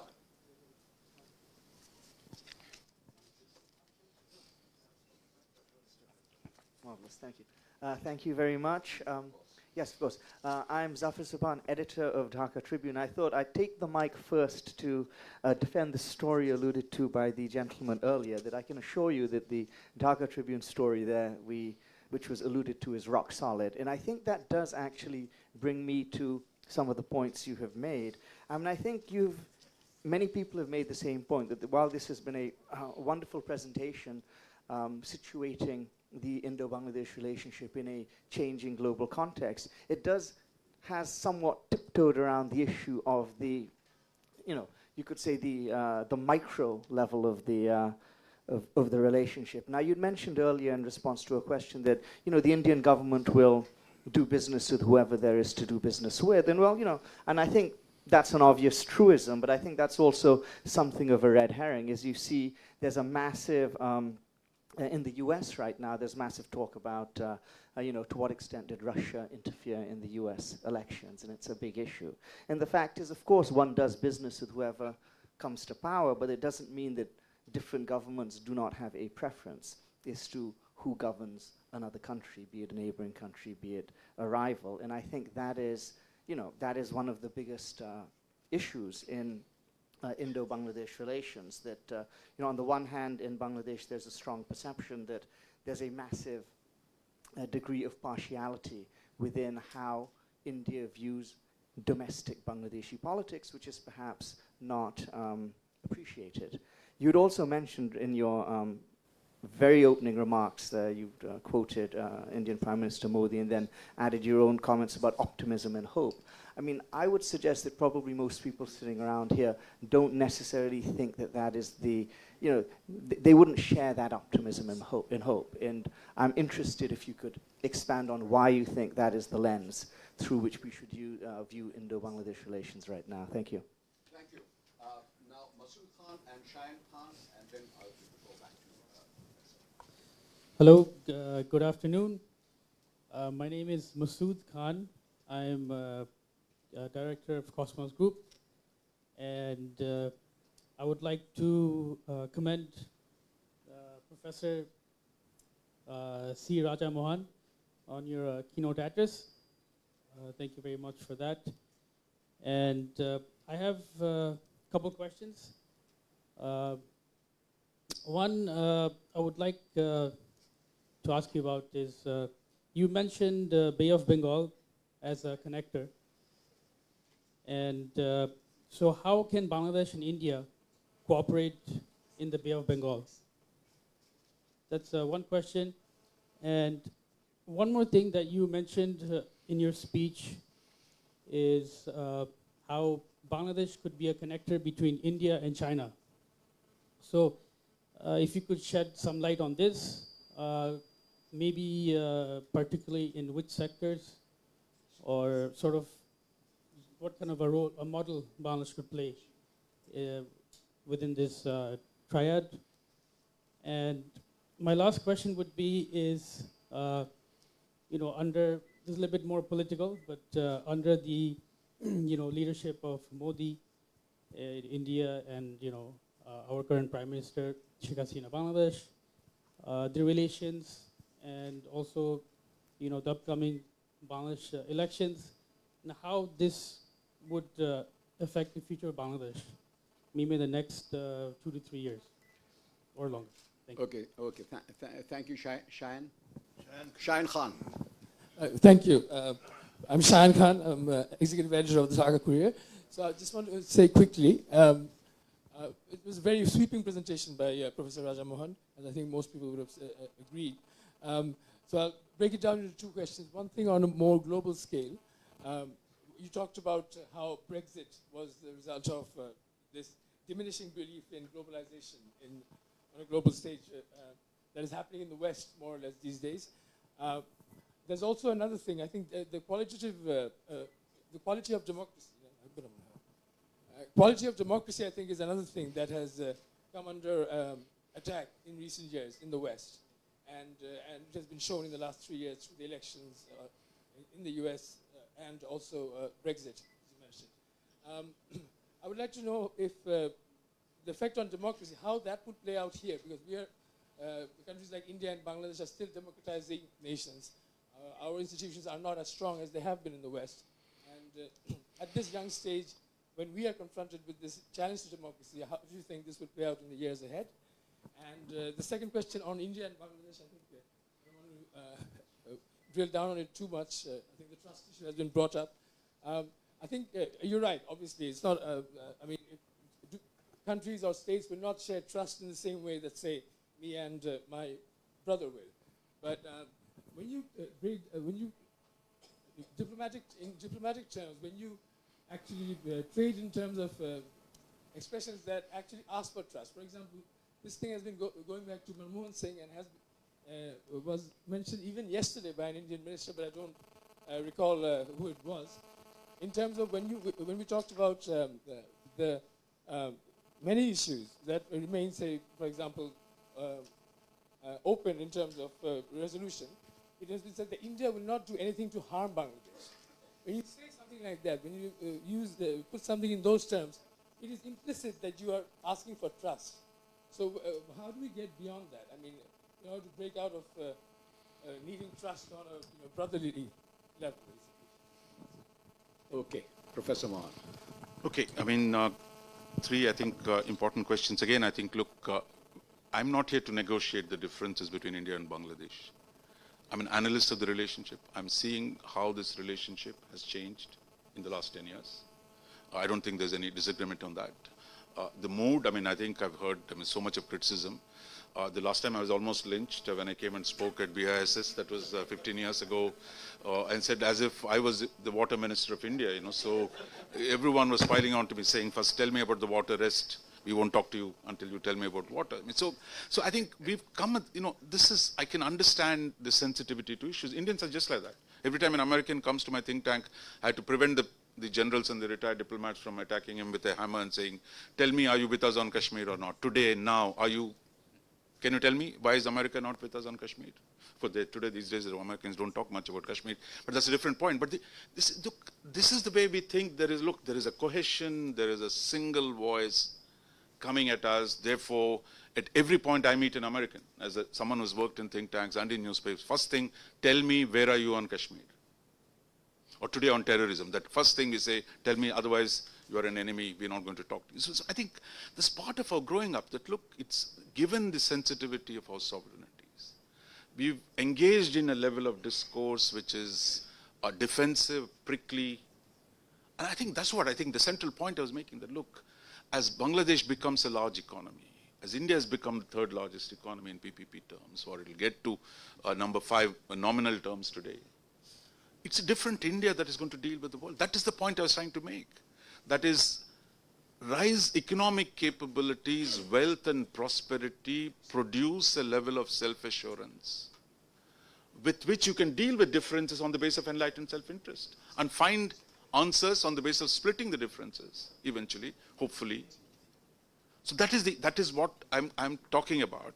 And I think hope is from where the relationship was in 91, where I started following the relationship. Today it's in a different place. I see if in the last 5 years, when Indian Parliament would not pass a resolution supporting the constitutional amendment to one where it actually passes, of maritime boundary dispute being resolved. After all, the boundary agreement goes back to 74. That's been resolved. So I think there is a change. Now, how you assess that change. If it's not good enough, yes, nothing is good enough. Similarly, India's relationship with the US, where US has imposed most sanctions on us on the nuclear issue. Today, that issue is not on the table. So I think it's a question of how you assess the trajectory, and it is difficult for us. You're sitting in a daily battles and arguments. It becomes to decide whether. But it is, again, I said, look, it's your right to be pessimistic. Nobody can take it away from you. The second, I think, on the news report, I mean, I was making a general point. I don't know about the Dhaka Tribune story, but I can tell you one thing. I think if I scanned your story, I mean, I wish I could read it again.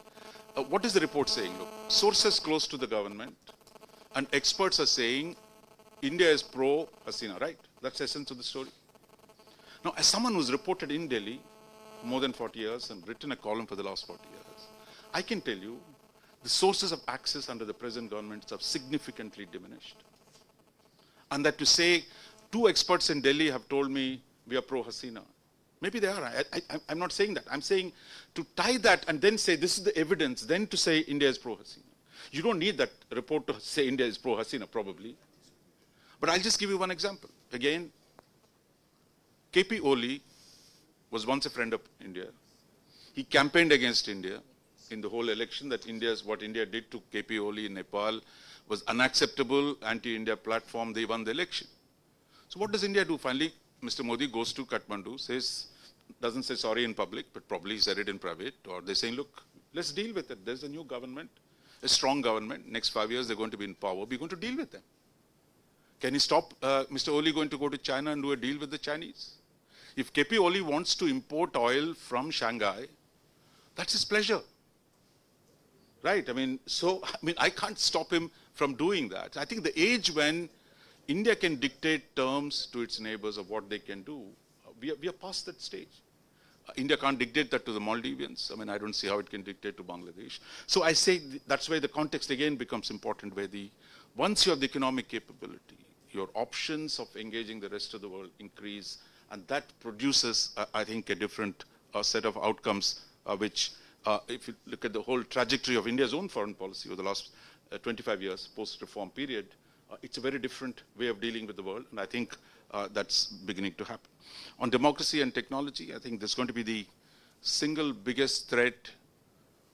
We've barely begun to address it. The Facebook debate yesterday, what's going on last 1 year, it's a very partisan debate in a civil war situation in the United States. But if you go to India, the last 3 days, Indian Election Commission has been talking about WhatsApp videos, the damage they do to election campaign. How are you going to prevent what is fake news? You saw the story on Google today. Google has decided it will become the good censor. So finally, the tech guys are going to decide what's good for you and me. So is it a freedom of expression versus spreading misinformation? So these are new issues, and I think what the new technologies have done is the capacity to amplify these. And I think we are far more vulnerable. I think India, Bangladesh, these democracies are far more vulnerable because your capacity to protect and defend against these kind of things, which are going to be partly driven by the political rivalries within, which is what's happening in India today. So this is going to be a huge challenge, and I think as those who study democracy, those who engage in it, we'll have to talk about it a lot more seriously. On the Bay of Bengal, I mean, I think you should look, I think as I said, the resolution of the boundary dispute opens up a whole new possibilities, from joint exploration of activities to developing joint activities between the navies, between the coast guards. You can talk about, everyone talks about the blue economy today. How are we going to sustain the fisheries in Bay of Bengal? Can we work with the Sri Lankans and somebody else? Disaster management. Today, Indonesia, you've seen what's happened last week. We're talking about HADR cooperation between India and Indonesia. So I think it is the shift from that in spite of differences, you can actually, where it meets your interests, you can work together. So that is the core argument. And I think on that, we've come to a different place. Like India has huge problems with China. But Chinese investment in India is growing in the last 1 year. After the fight on the border in the last year, entire Indian tech sector today is being funded by the Chinese. Americans have prevented Huawei from growing in China, but in India, Huawei is the biggest investors. So life must go on. You know, that it is, again, brings you back. If you focus on self-interest, you take it sector by sector, you take it comprehensively, that it is on the basis of calculated self-interest that relationships can be built, and that while there'll be huge problems, as I said, as a golden age, as I said, the political rhetoric, which is a good way of feeling good about it, but there are huge issues, like all of you have raised, that need to be tended, that need to be worked upon. Even the best relationships, US and UK. Trump and May, I mean, there are huge problems, they're trying to sort it out. So I think we are in a situation where even this most substantive relationship, US-Japan, China-North Korea, which was called lips and teeth, they have a problem today. So I think that's life. I think it's what is needed, what I'm hopeful, not hopeful, I'm confident that our growing economic strength, our growing salience in the international and regional weight gives us more self-confidence, gives us more self-assurance with which to deal inherited problems of very difficult kind. And that's where I see, at least the younger generation, I mean, if you meet people in Singapore, where you see Indians, Bangladeshis, and Pakistanis working together on innovation, working together on new technologies, working together in biotechnology, there's another world out there. So this is not the end of it. And I think a lot of the problem is stuck in the present as a feature of permanent condition. That's not. And that's where the context becomes important, which provides a basis for addressing the difficult issues that we have inherited. So this brings us to the end of this segment of the discussion. What has transpired, of course, in these questions and answers is the fact that it is beyond doubt that India, both geographically and figuratively, occupies, of course, a central position in South Asia. It is the regional preeminent power, politically, economically, militarily. Now, some analysts eschew the term predominant because it could imply a form of hegemonism, which understandably they shun. Yet India is, of course, in a position to exercise power. Now, what is power in international relations? The French philosopher Ramon Aron has defined power as thus. He calls it the capacity of a political unit to impose its will on other units. In any discussion on foreign policy for South Asian state, India will always be the elephant room, of course. Bangladesh, as Professor Mohan has very rightly said, is not a small power. It's not a small power, 6th, 7th largest country in the world. Smaller, perhaps, vis-a-vis India. There are methods by which weaker, smaller partners of bigger countries have designed their policies vis-a-vis those big powers. We've seen the example of how Finland behaved with the Soviet Union. Swedish analyst Erling Björl, he called it pilot fish behavior. That is, tacking close to the shark in that case, big fish in other cases, tacking close to the big fish in order to avoid being eaten. So you tack close. That's one way of behaving, and that's what Urho Kekkonen, who was the president of Finland, and that was his policy. There is a second option. There is a second option that you make up for the power gap by borrowing power from other entities, other elements, as Pakistan sought to do vis-a-vis India during the Cold War, and by sort of linking itself with CENTO, CETO, etc., making up for the power gap, and now perhaps as it does with China. There is yet a third pattern, which many of the South Asian countries, including Bangladesh, is beginning to show, and which is the aspiration to live in concord with, but distinct from, the powerful neighbor. You have to live in concord with because the proximity, the power, etc., of the bigger power makes that absolutely essential. The distinction is also necessary because it is also the distinction that sort of underscores the fact that you are separate and you are sovereign. Of course, this kind of behavior pattern would also sometimes ruffle feathers, as we see it has done, and it's the job of perhaps the practitioners and policymakers, academics and analysts to see and develop methods of smoothing those ruffled feathers where there is possible. Now, after years as a diplomat abroad, I was privileged to come back to the country 2007, 2009, and be a part of the caretaker government. And I recall a quote of my own, of course, in this case. I'll say this because this is what I had said to Mr. Pranab Mukherjee, whom I hosted within a month of our coming into office. And I had said to him on that occasion that India, amongst us, is most blessed in terms of size, population, and resources. A spatial responsibility, therefore, devolves on her. We are confident that she will not shy away from it. As India grows, we'd all like to grow with her, and let us assist one another in progress and prosperity. And Professor Rajamohan is right to say, thence began a relationship which probably was somewhat of a paradigm shift in terms of what both felt as they perceived national interest is. Indians also reach back to their own epics and histories to draw intellectual nourishment from. And one of them is the debate between Krishna and Arjuna with regard to the justness of a cause, irrespective of consequences. And I have every confidence that India's intellectual resources provides it the capacity to be able to weigh the consideration of these from all angles.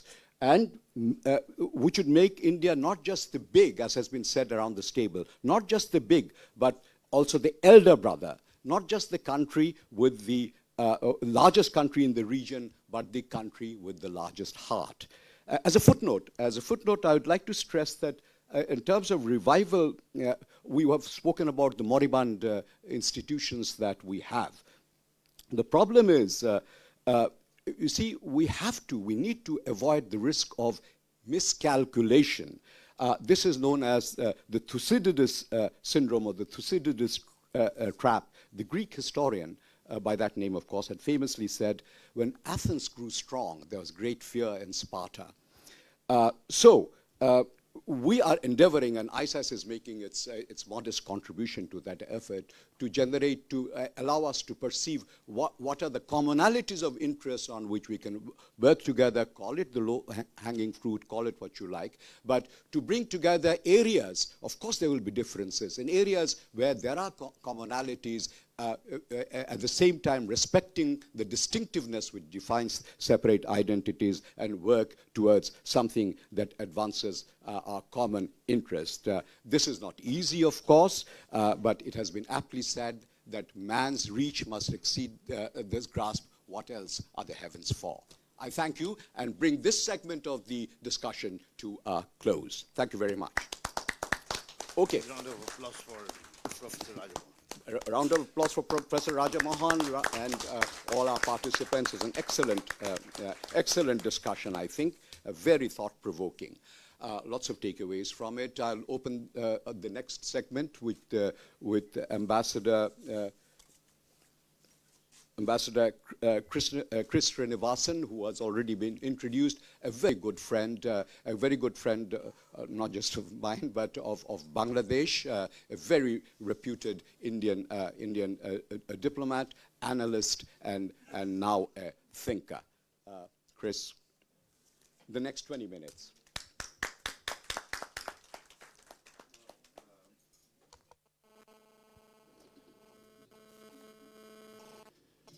Good afternoon, everybody. It's a great pleasure, as always, to be in Dhaka. And I'd like to say a very big thank you to you, Mr. Chairman, Iftikhar Ahmed Chaudhry, and to Mr. Inayatullah Khan for this great privilege. Also, my thanks to the Cosmos Foundation and to ISAS. It's also very good indeed to be able to meet Ambassador Pillai again.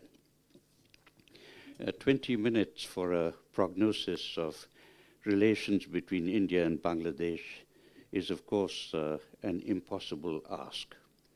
But being long retired from many executive functions, I expect this will give me some degree of retrospective diplomatic immunity.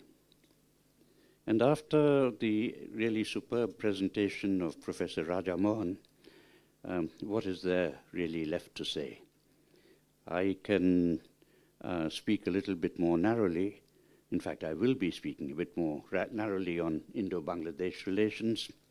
And I console myself with the proverb or the saying that after the pageant of the Lord Mayor's procession, you have to get a garbage van to come and perform the problems of taking up the rubbish. Well, there's no country integrated more closely with India than Bangladesh in respect of language, geography, ethnicity, and culture.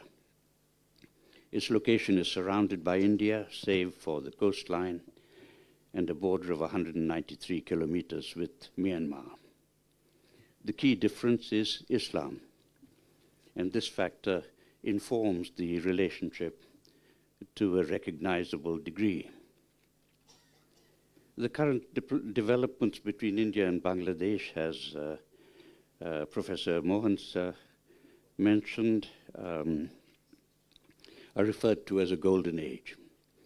Golden ages have come and gone, but there are definitely positive achievements in recent years on land, trade, rail connections, power supply, investments, lines of credit, exchange of visits, cultural and educational ties. But, Mr. Chairman, I'm not taking the route of a recitation, but a more panoptic, generalized approach, which I think would appeal more to intellectuals like Enayat and Mr. Pillai and yourself, and the distinguished guests in this audience. Indian foreign policy towards neighbors is based on an operating principle that neighbors keep Indian interests in mind while determining their policies. This implies Bangladesh taking no action that constitutes a threat to India and refraining from international initiatives that enable third countries to exert any malign influence in the subcontinent. The reciprocal understanding is that India would be generous in developmental and economic assistance and supportive to Bangladesh's aspirations, such as to become a middle-income country by 2021. Whatever the views of Indian chauvinists, it is, however, wishful thinking to imagine Bangladesh as any kind of client state, or that Indian magnanimity would be sufficient to overcome Bangladesh's many problems. Whatever India is able to do, it will never be sufficient.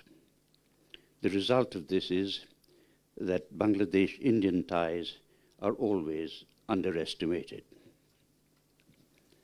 Islam emerged as the primary national identity of Bangladesh, and post-Mujib, Islam was a mobilizing force. The schism in Bangladeshi society re-emerged with adherents of secularism and Bengali culture, and those of Islamization and orthodoxy ranged against each other. From Indian foreign policy's greatest success, Bangladesh became its greatest failure.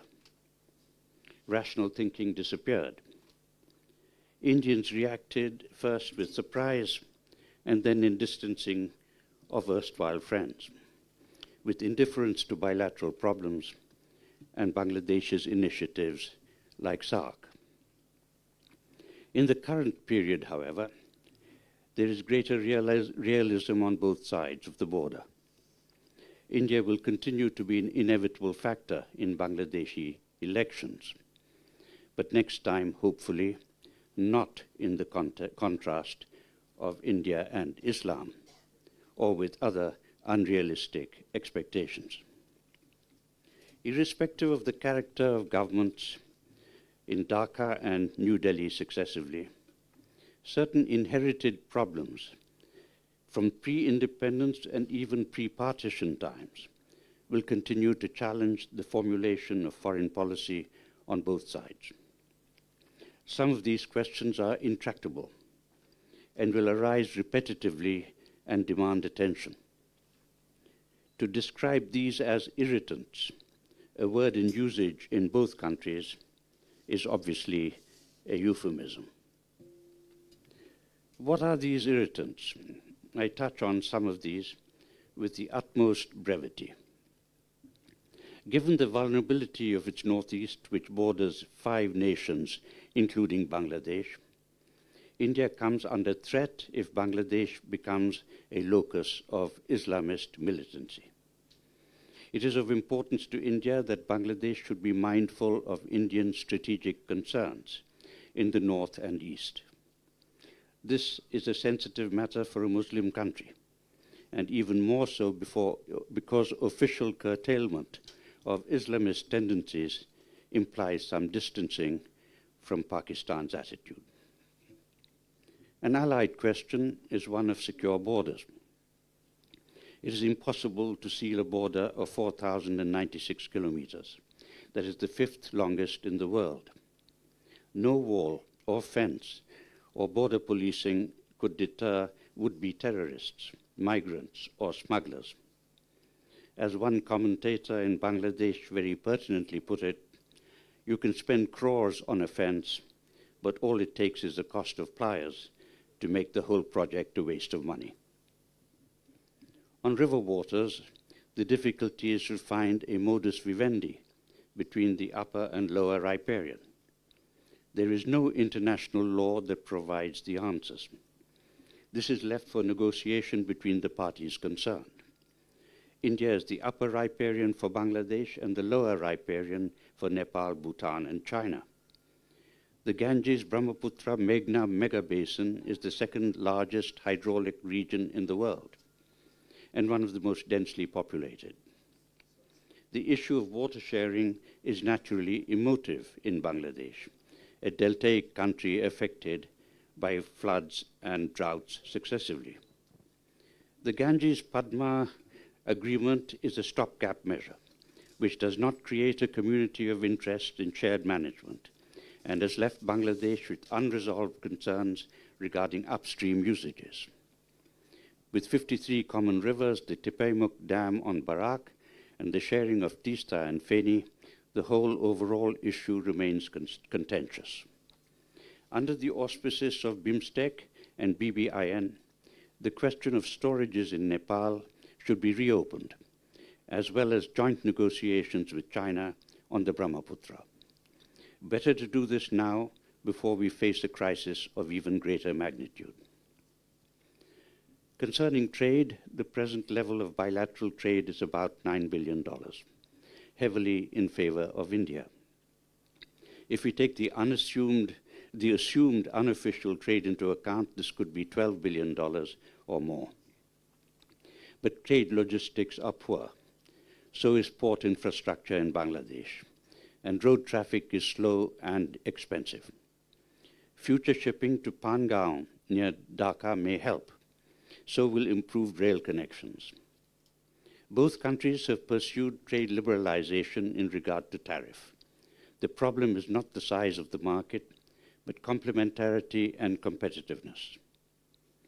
More Indian investment in manufacture in Bangladesh to take advantage of low Indian tariffs is one answer to correcting the trade imbalance.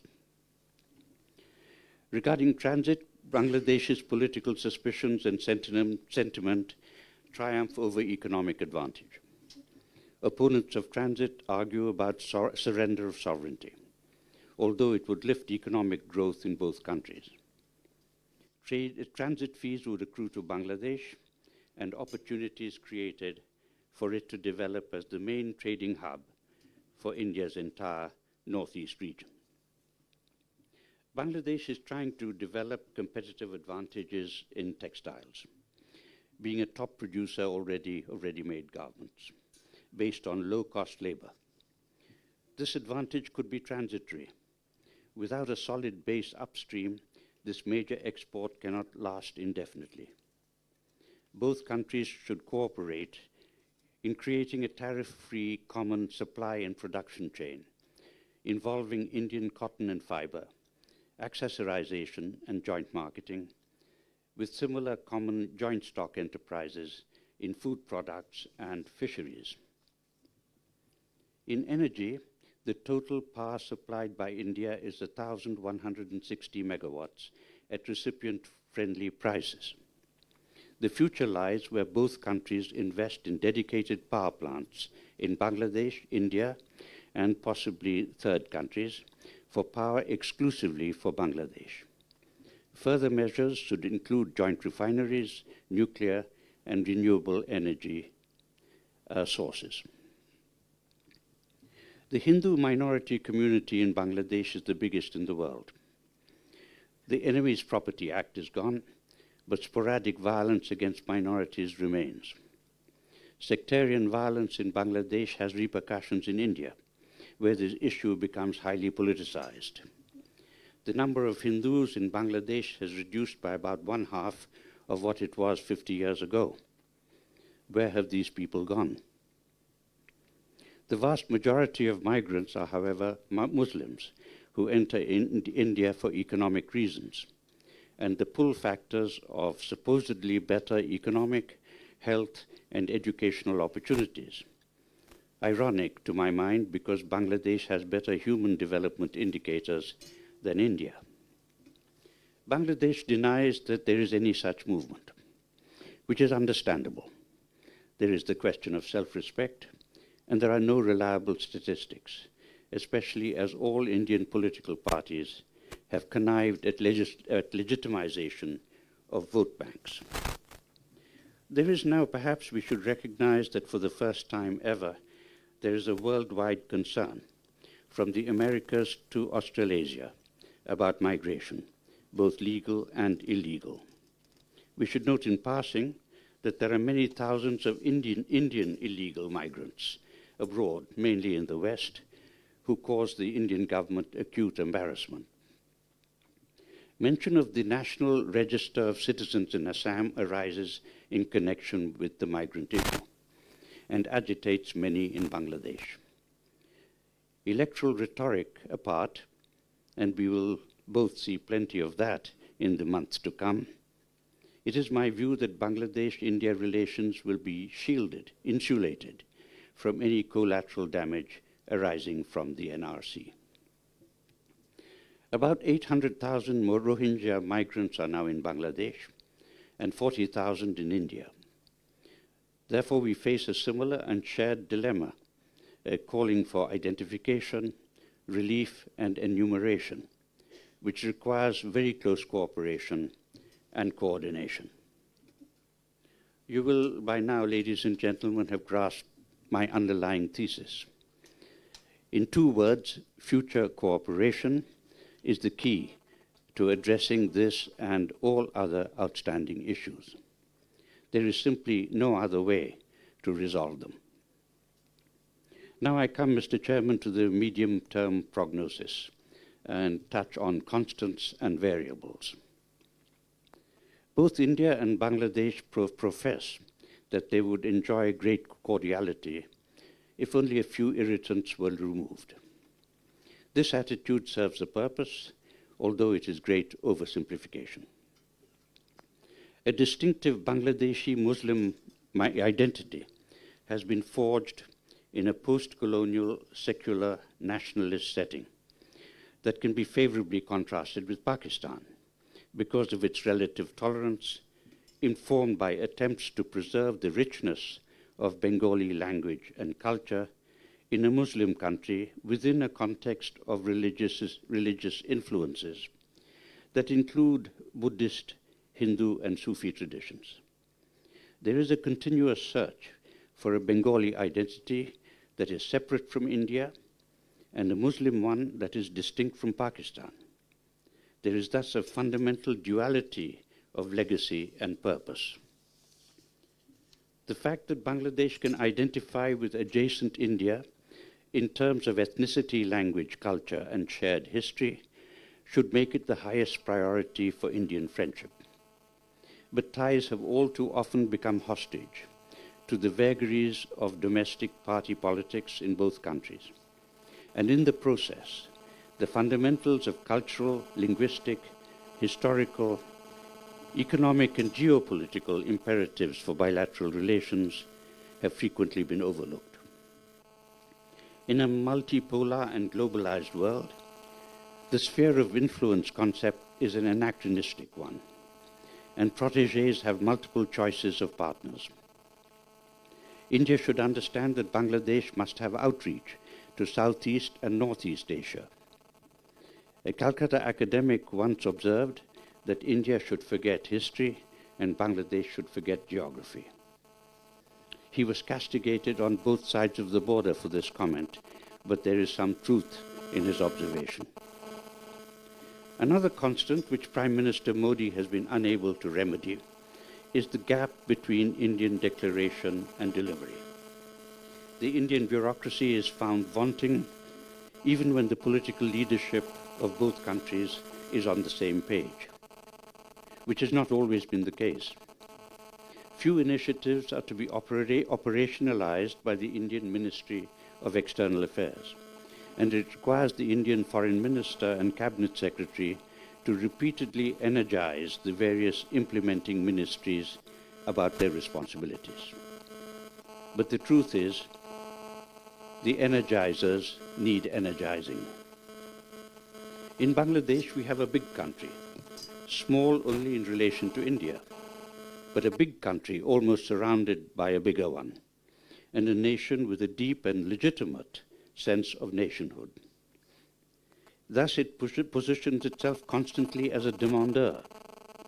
The result is, the more the achievement, the greater the expectation.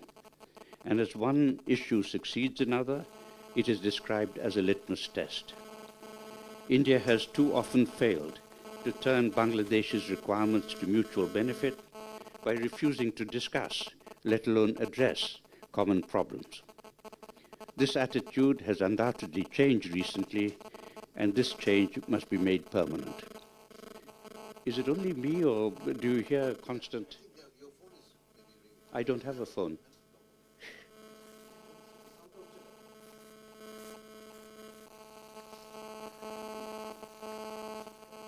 Would somebody's phone please be checked?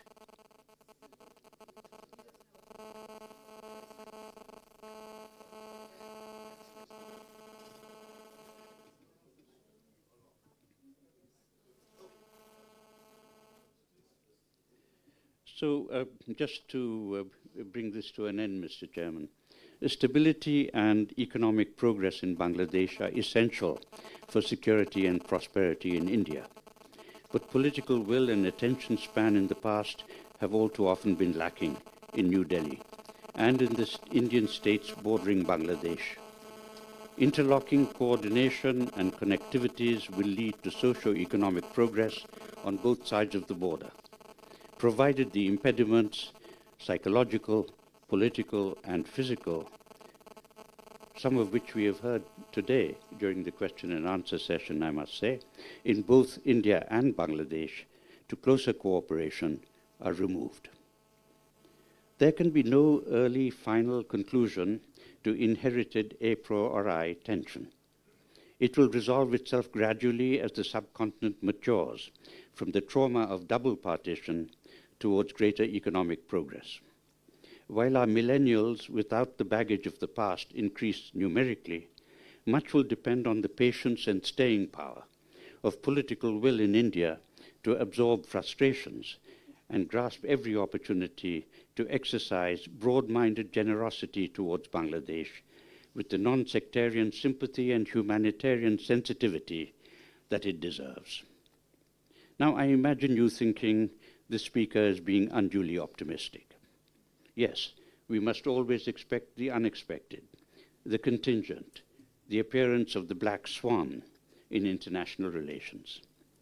But reflect on this, please. Bangladesh and India together constitute the biggest country in the world. India will soon be the 5th largest global economy.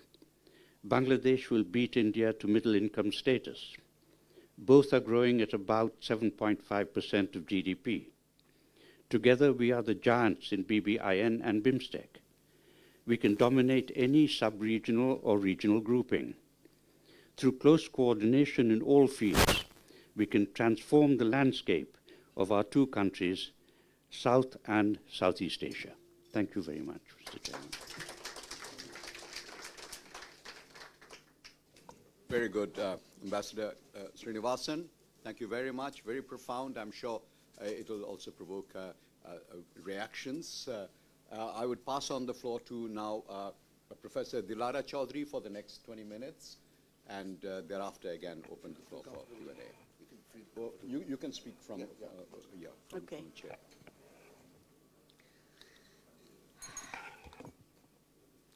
We are gathered here today to discuss about Indo-Bangladesh relations, the existing one, and the prospect of the future relationship. It's a very important discussion because Bangladesh has always considered India a factor in formulating its foreign policy. And I thank the organizations of this seminar, symposium, and giving me an opportunity to speak to such a distinguished guest. I will just make a few comments about what Professor Raja Mohan has mentioned in his paper. It was a very excellent paper, no doubt about it, where he mentioned about the not so visible but changing international order and the shifting of paradigm around our area with the rise of Asia as the dominating factor in the future international order. But what he has said, his paper is very idealistic, but then he also talked about real politics when he talked about mutually beneficial relationship. Idealistically, what he said that, Bangladesh can actually ignore geography and actually pick a partner at its will for its national interest, to me personally, will not be that feasible. It will be difficult. Because he did not mention about the contest and this power rivalry between India and China, and the desire of each power to dominate Indian Ocean. And we know from the writings and the government statements and the analysts that in that pursuit, India and Bangladesh will try to have as many regional countries on its side. Otherwise, India would not have been upset when Sri Lanka said that it is not a South Asian power, or India gave facility to China to build a port in its soil, on its soil. India would not have been upset if in Maldives, the election was rigged, because one of the parliamentarians did say quite openly that if the election in Maldives is rigged, India is going to intervene. So idealistically, we can say many things, but on the ground, the realities are Bangladesh will be caught in this contest and rivalry of power. And like Morgan said many years ago, that international politics is still a power politics. With all the idealistic ideas and the theories propagated by the Barry Boozan international group, this group, we have not really, the world powers and the states have not given up the real politics as yet. And it is the pursuit of power which still actually motivates the state. And India, in my mind, is taking advantage of Bangladesh's weakness. And to that end, I would say that the weakness or the lack of national power we have is not India's fault. It is our own fault, that we have not been able to yet actually, even in the midway in building the state or in the sphere of nation building. This is a divided nation, and any state will take advantage of that. And you talk about mutually interest, beneficial mutuality of interest, which will drive India and Bangladesh, to cooperate in many areas. Now, Bangladesh's relationship, after a lot of ups and downs, is now better. Better in the sense that a lot of developments have taken place since Sheikh Hasina came to power in 2009. And we can say that India-Bangladesh relationship has never been better than what it is today. And both governments, India and Bangladesh, claim that it is on a very firm footing. Obviously, the areas of cooperation which have been identified in this new slogan, Nutun Projonmo, Nutun Disha, 77 areas have been decisions have been taken. And up until now, 22 agreements have been signed and 6 MOUs have been signed. So there is a lot of cooperation between India and Bangladesh in the sector like energy, electricity, connectivity, blue water navy, security, raw security, connectivity. So there are a lot of cooperation, no doubt about that.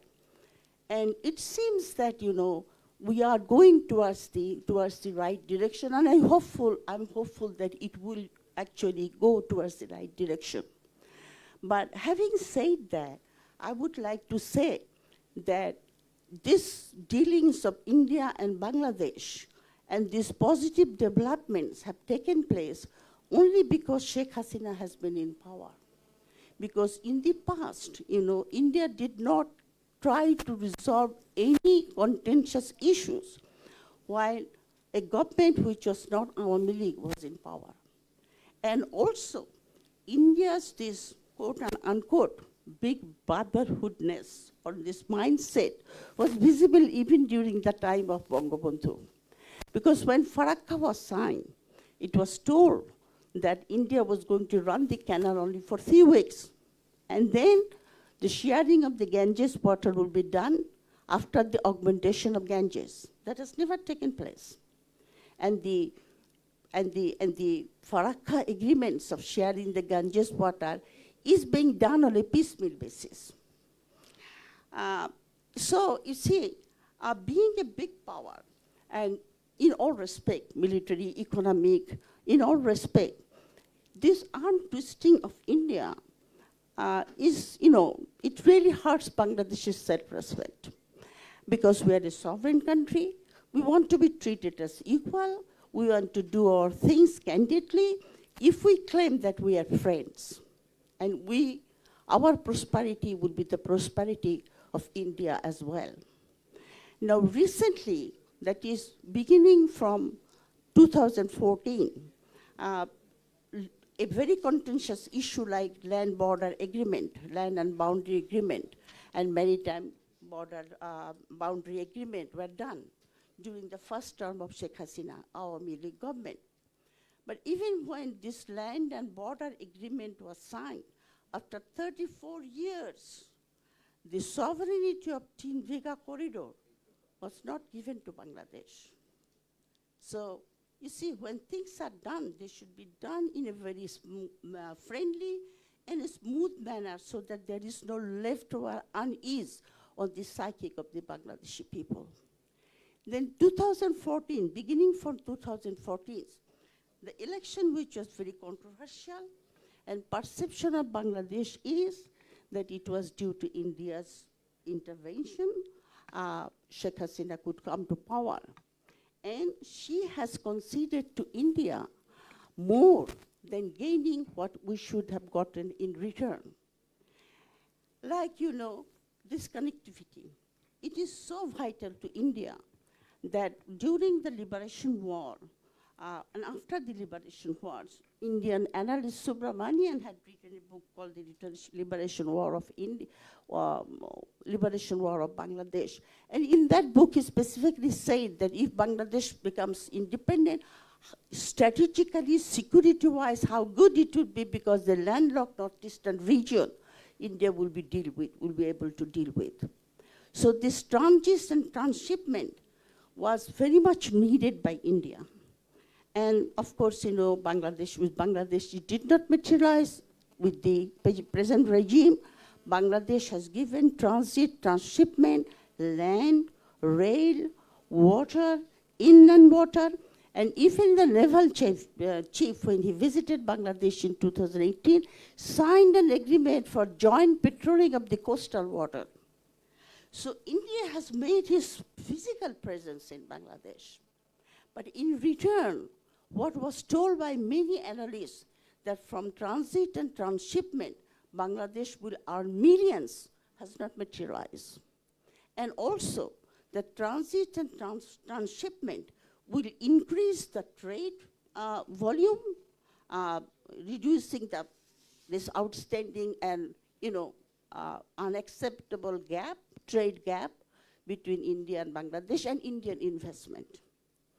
Till today, the Indian export is only, worth 6 billion point something, and import from Bangladesh is only 492 million. Despite promises made by Prime Ministers like Manmohan Singh and Modi, I'm not talking about the other tiers of the government officials, you know, who kept on giving Bangladesh this hope that it will be taken care of. And only 1% of India's trade import is from Bangladesh. Indonesia, Malaysia, Sri Lanka, they have more import share, export share with India than Bangladesh. So from transshipment or this transit, what we expected, we really didn't get. So it has not been that mutually beneficial. And also, when it comes to the security concern, like one ambassador said, that day one after coming to power in 2009, Sheikh Hasina declared that it will not be, Bangladesh's soil would not be utilized by the insurgents from northeast region. And India's great worry about the security concern regarding that area was removed overnight. And so this was a very good gesture. Another good gesture from Bangladesh's point of view was transit and transshipment, which the present Indian High Commissioner in Bangladesh stated unequivocally that it was a friendly gesture from the part of the Bangladesh. But the expected gain, or what we call mutually beneficial interest, did not really actually see it happen. We didn't see it happen.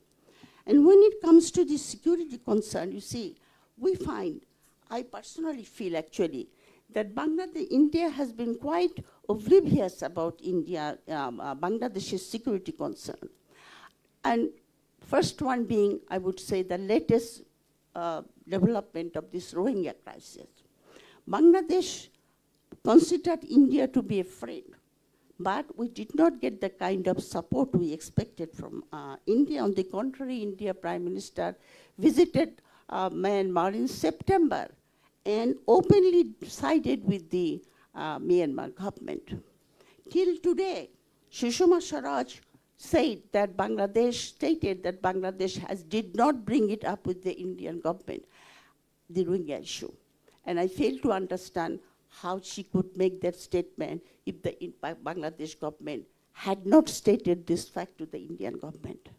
And also, India's attitude to the Rohingyas is also discernible, that of late, 12 Rohingyas have been forcefully repatriated to Bangladesh, Myanmar, violating the international law of refoulement. So on this issue, Rohingya, the influx of Rohingya in Bangladesh has created a great security risk for Bangladesh. We all know that eventually, if these people do not go back, we will have all kinds of security repercussion on the society, on the polity, and the economy of this country. So India has not given that kind of pressure to Myanmar that they should be taken back, which even the United Nations today has criticized India for not doing so. This is one security concern for which Bangladesh feels that have been let down by the Indian government. And when we took care of the security interest of India, when it came to our security concern, India was indifferent towards us.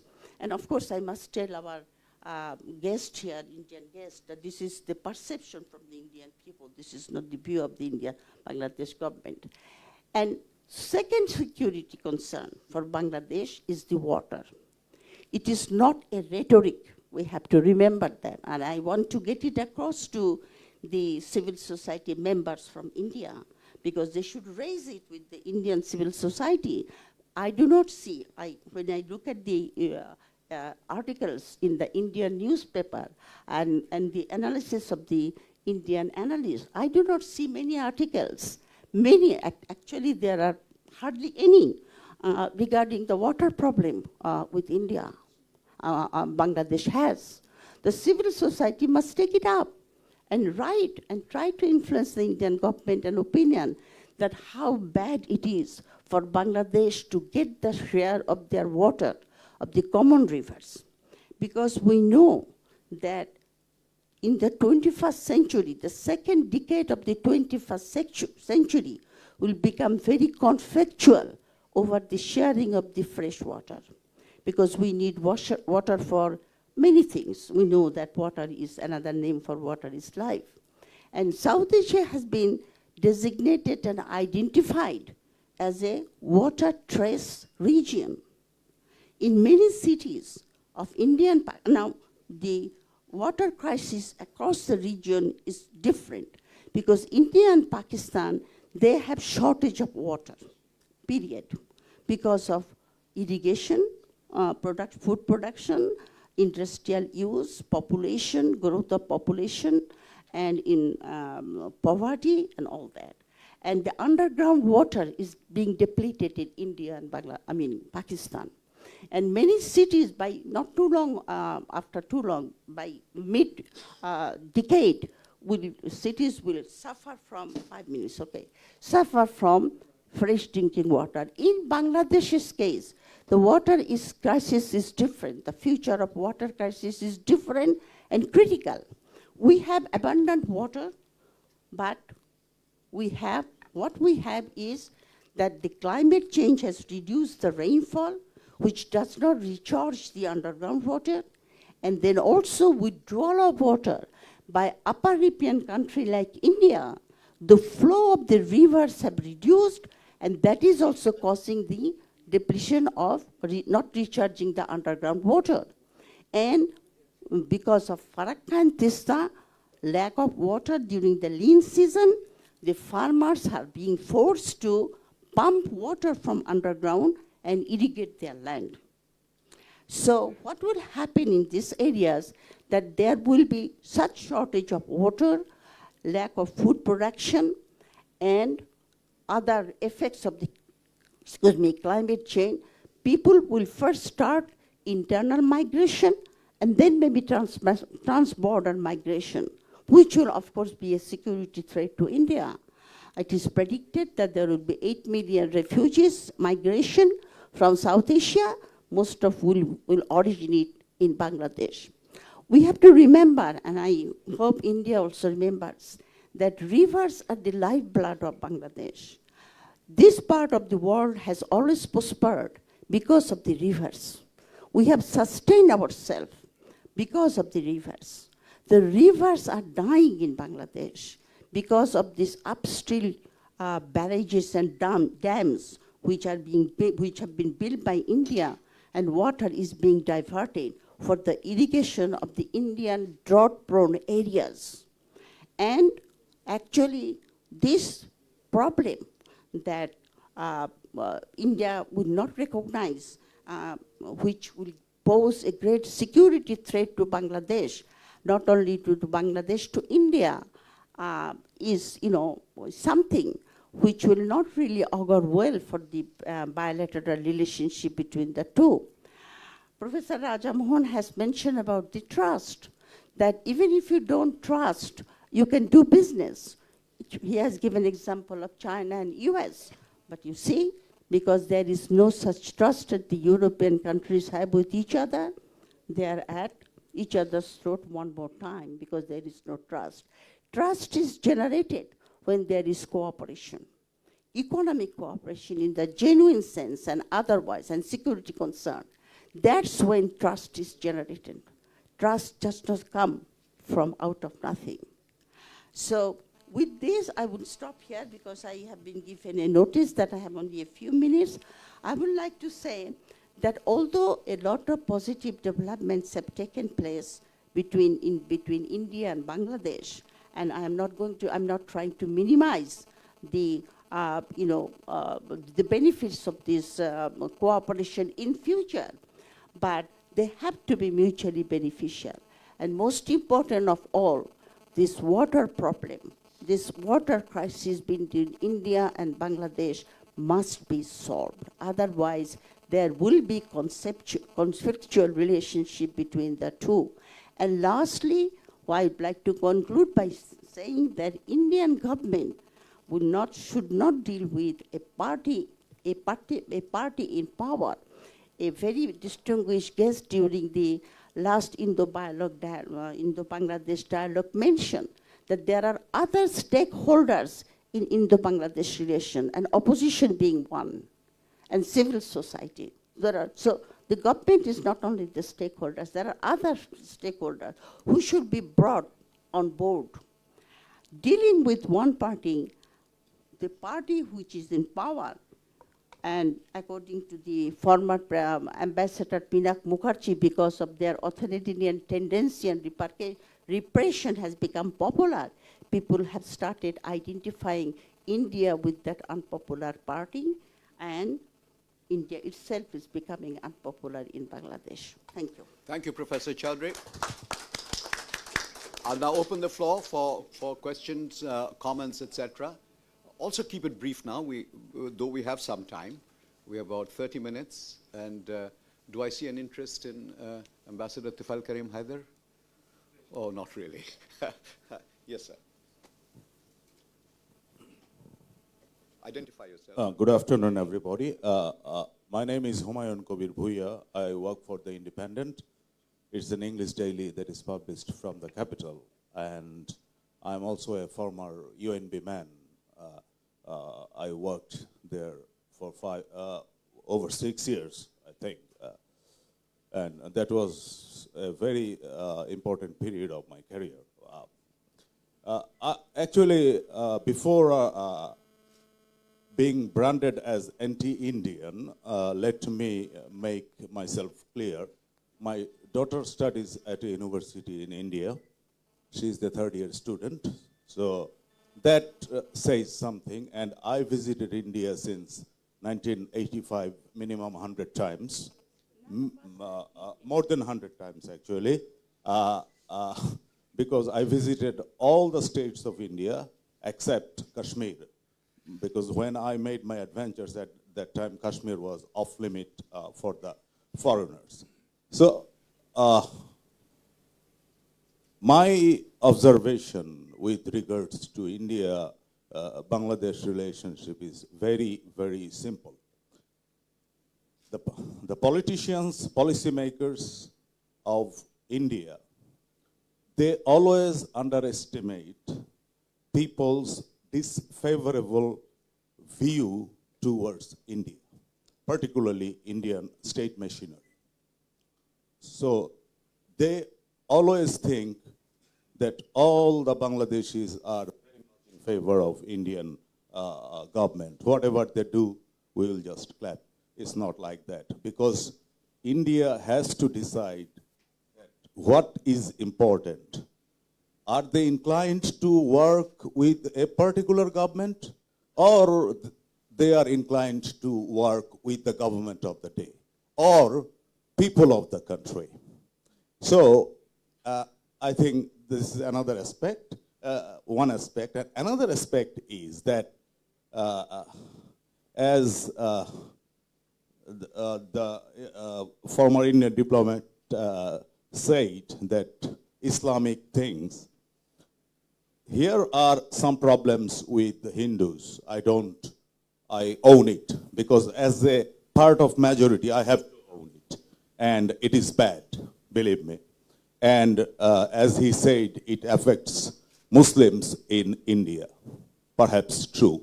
But the scale of happenings like this, I think, is much greater than here in India. When we see a Muslim is killed for the suspicion of storing beef, we don't have that much of repercussion here. But so many things happen in India, and instances are much more than in Bangladesh, I can guarantee you. And with regard to the privilege and facilities, our minorities, I hate the word minority, because every person born in this country are Bangladeshi. There is no majority or minority, but these words have been invented, so we have to use it. If you just look at the faculty list of University of Delhi and faculty list of University of Dhaka, you will know the difference. I don't have to elaborate further. And then I come regarding Indian government's attitude towards Bangladesh. As a foot soldier for 27 years and as a diplomatic correspondent for 8 years, I have seen that Indian governments always kind of that we are in the upper hand. I mean, it does not bode well with the people, normal people. And perhaps it doesn't bode well with the foreign ministry people as well, but they have to digest. So, and another thing, it is often said that this government is in power because of the support of India. Well, I don't buy this theory. Really, I don't. Because if it was the fact that Awami League would have never lost power, so I just don't buy it, because Indians don't go to polling booth to vote. For instance, if India can, if BNP can manage 1 crore people right in the heart of the city, this government will fall. I don't care about India. Even USA couldn't stop falling the government. So this is a nonsense we use. It is actually a political rhetoric of our country. And another thing, India's some gestures are not helping the cause to the relationship. Because there are two things in this aspect. One is ideal situation, one is reality. Ideal situation is we always say that our relationships rooted in history, culture, etc., we are made for each other, we work for each other, etc. But the reality is the geopolitical interest and economic interest. And the feeling among most of the people of country... Humayun, you'll need to... I'll take just a couple of minutes. So the feeling among most of the country is that Bangladesh has given India a lot. In return, India did not give us virtually nothing. Apart from line of credit, I can't at least see anything. We gave them the permission to use our Mongla and Chittagong, but we are yet to get the permission to do business with Nepal and Bhutan using Indian territory. So that is something I think the politicians and policymakers and thinkers have to think. And another thing I will point out before I end, that the Rohingya issue, as the last speaker mentioned, the figure is 7 Rohingyas were deported. I mean, it gave a wrong signal, I would say. Wrong is the softest word I could master. It gave a wrong signal to the world. India is saying that we are beside Bangladesh with, on this issue, and they are sending relief called Insaniyat, etc. Then again, they are deporting people to Myanmar. So it makes Bangladesh's position poor in the international arena, that your neighbors are not with you on that. So I think, I mean, this issues and water issue, as the former speaker said. Look, Bangladesh is a very satisfied nation. We get satisfied easily. Sometimes a pat on the back makes the trick. When points made and taken. All right. So thank you. Thank you for your patience. Thank you very much. Mr. Junaid Chaudhry.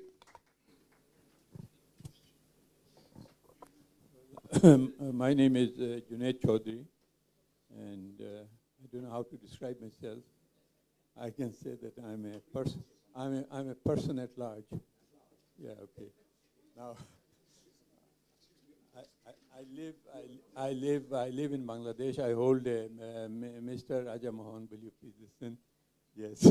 I live in Bangladesh. I hold a Bangladesh passport, but as I was born a citizen of the subcontinent, I still consider myself as a citizen of this I still consider myself as a citizen of this subcontinent. Now, I want to, yeah, is it all right now? Yeah, okay. Now, my question is to Mr. Professor Raja Mohan, but I think of the two, but I'm going to. All right, but all right.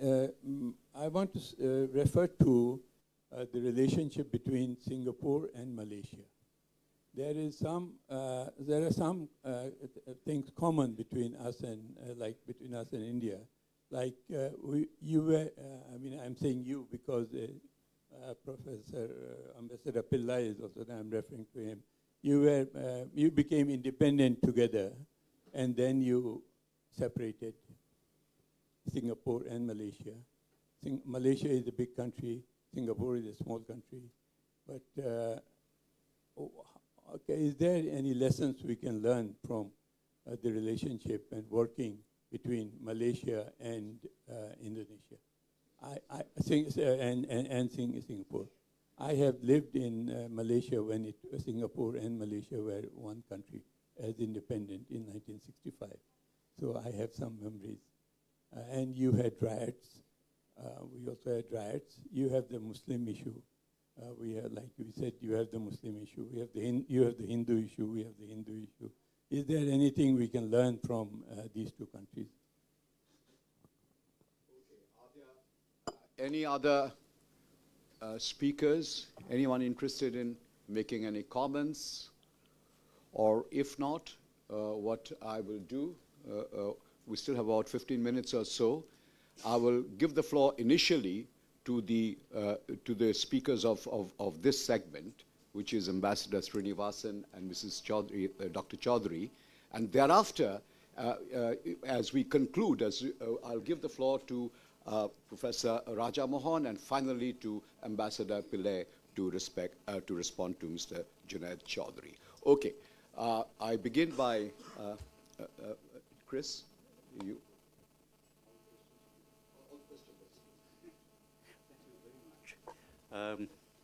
Well, I must say that in a way I'm not surprised, and in a way I am surprised, Mr. Chairman, because when I was working in Bangladesh some, 15 years ago, it seems to me that many of the sentiments expressed today were expressed then as well.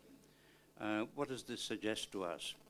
It suggests perhaps that some of the members of your audience today were probably among the audiences of that time, or at least that they are of that generation.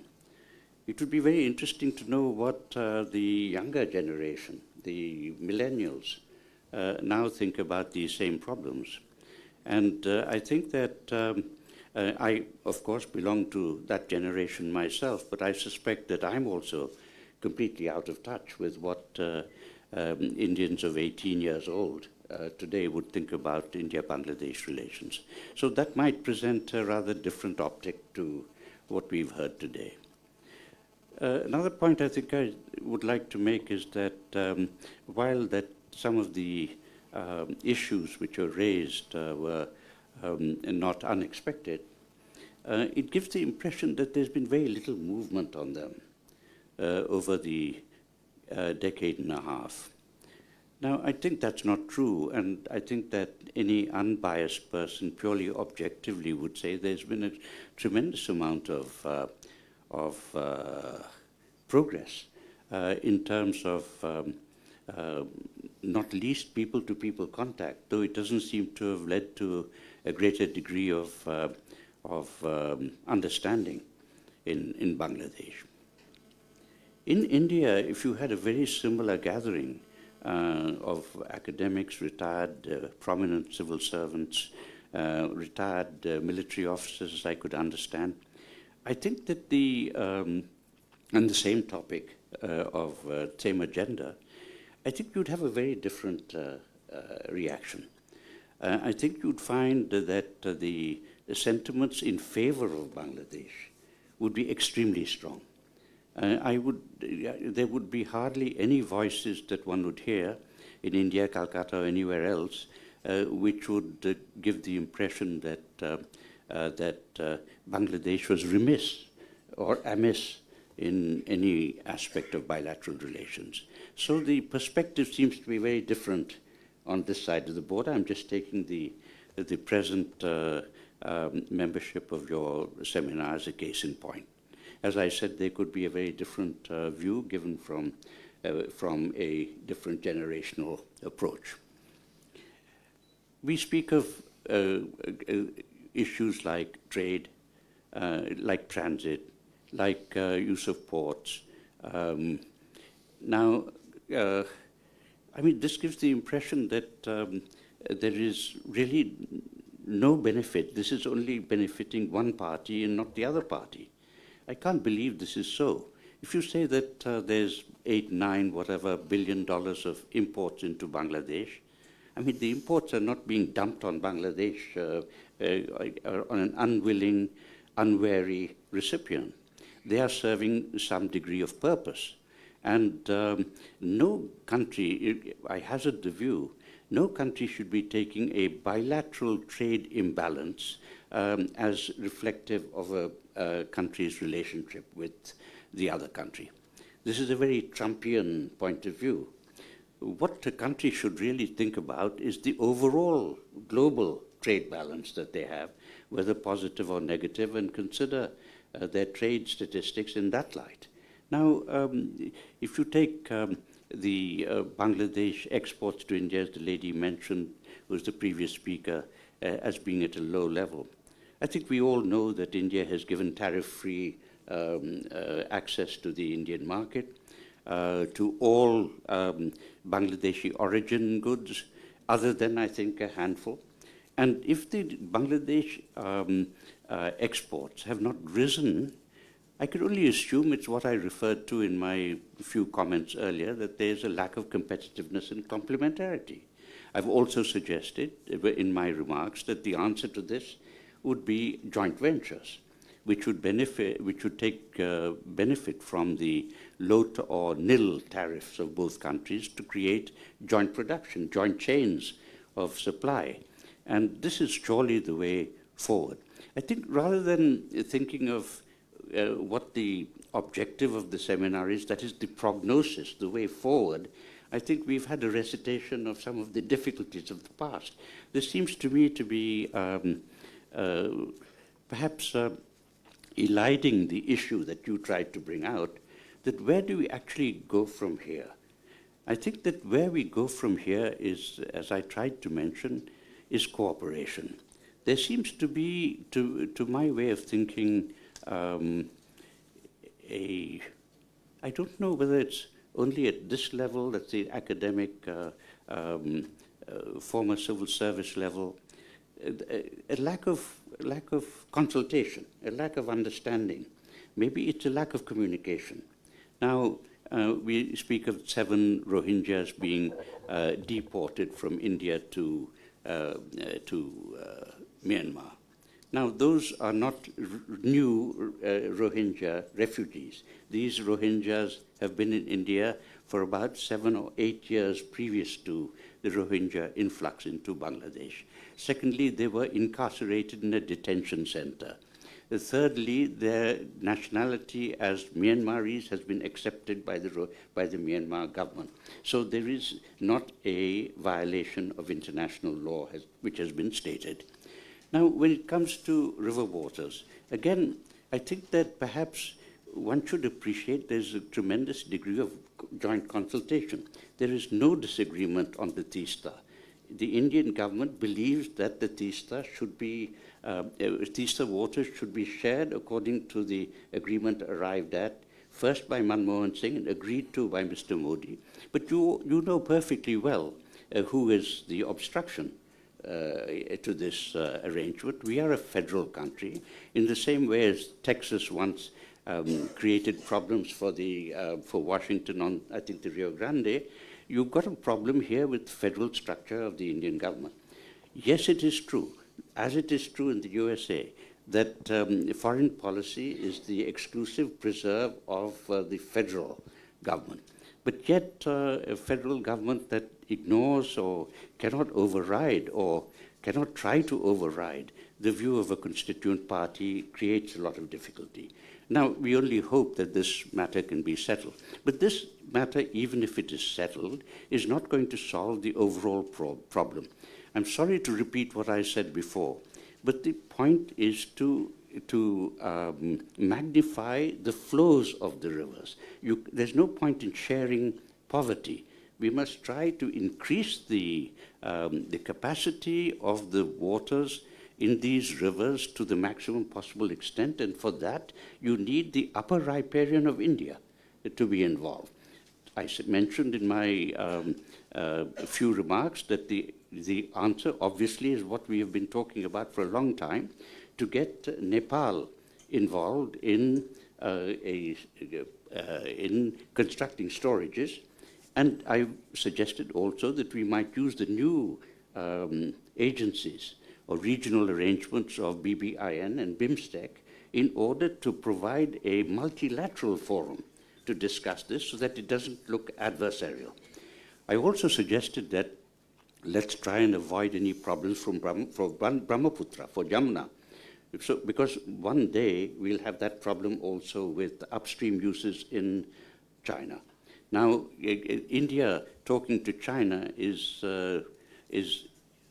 I think, possible, and in fact is being done. But India and Bangladesh talking to China has much, much more effect. BIMSTEC talking to China has much more effect. So I think this is the route that surely, I hope, I'm not a member of the Indian government, I hope is being actively considered and hope it will be operationalized.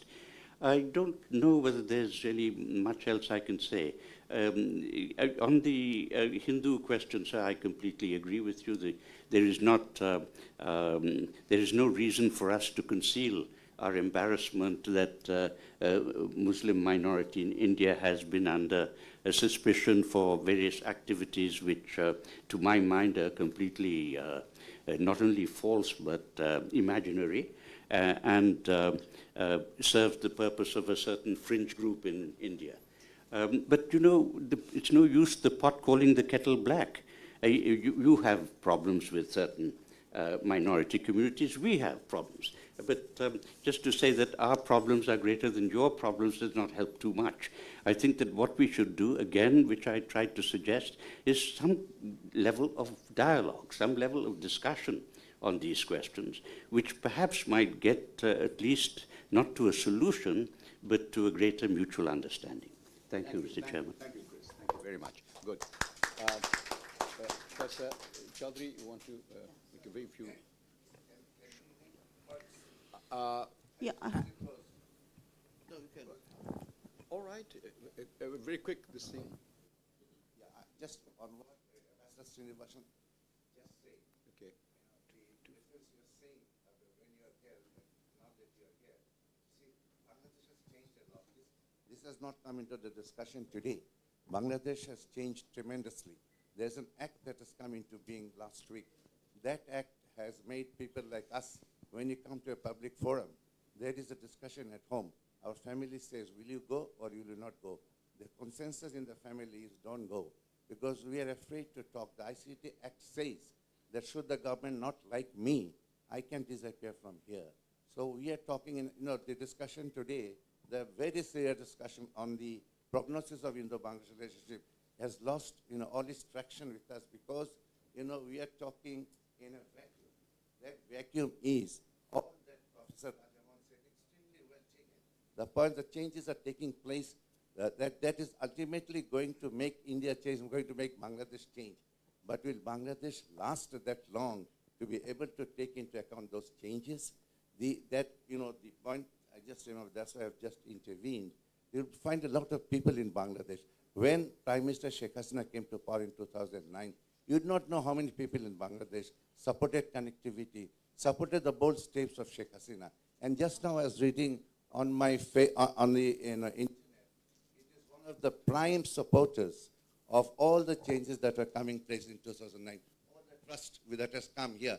The trust has been, the person who is now, I think, and Mr. Enam Chaudhary made a reference to that. He's now the one on the rivers. That's the point that Dr. Dilaraj Chaudhary made. People in the street, they would not understand anything of what Professor Rajamohan said. They don't even care. But they care about the water. They care the waters are drying up. On the Padma, on the river Padma, you walk. You don't even need a boat. You don't need anything. You can walk on the Padma. But when we don't need the water, Bangladesh still have the most devastating, ravaging floods in the world. That's where the point made by Ambassador Srinivasan is very well taken. The problem of Bangladesh and India jointly, if they can do that, is what in 1996 to 2001, the Sheikh Hasina government did with the Indians, is make the water solution of this region trilateral or multilateral, bring Nepal in, bring China in. This region has the, I think after some, this has got the second richest water resources of the world. And here is Bangladesh is going to just dry up. It is not going to last even that long for all the changes that are taking place internationally. Lots of changes are taking place. But from 2009, hypothetically speaking, you would find 40% of the people of Bangladesh, absolutely on the street to cheer India. But those percentages have gone so bad, so bad. And that is where Dr. Dilaraj Chaudhary's point is very important. I understand India's problem with, Mamata Banerjee, but why didn't India tell us when we made those concessions on transit, when we made the concessions on security, when we let the Indians come to Bangladesh and brick by brick destroy all those anti-Indian things that were in Bangladesh? Why didn't India come and tell us that here, look, I'm giving you Tista, and on very absolutely, the way that it was shared, 40-40 to 20-party for navigability. That was so generous. Why did you make us so optimistic? Here is India that, previously they had offered 28%. Now, just when we delivered them, the land transit and the security, they had at that time offered 40 and 40. Why did you raise our hope? That is where, to Professor Rajamohan, that is where the trust factor between Bangladesh and India doesn't work as it works in other parts of the world. The trust factor between India and Bangladesh is the average people of Bangladesh will say, we are the ones making the sacrifices from the very beginning, but there you are. You have got one thing that you always told to us. We are the ones that made you independent in 1971. And then after that, just tell me, where is it that India has given us something? That is. Yeah, thank you very much. Because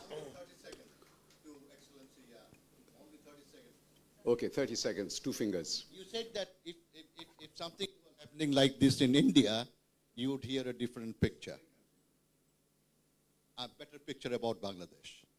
Okay, but let me tell you, I've been to India so many times. I go to my regional office in Delhi all the time. Every time people ask me, Salim, आपका उधर जाने में क्या visa लगता है? I said, of course you need it. West Bengal? I said, no, it is Bangladesh. So that is the perception they have. They have good things about saying about Bangladesh because they think this is West Bengal. Another thing you said, cooperation. It cannot be one-way cooperation. It has to be genuine, two-way traffic. Thank you very much. Thank you. Very quickly. I mean, I know. I'll be very brief. I have been giving notices after notices.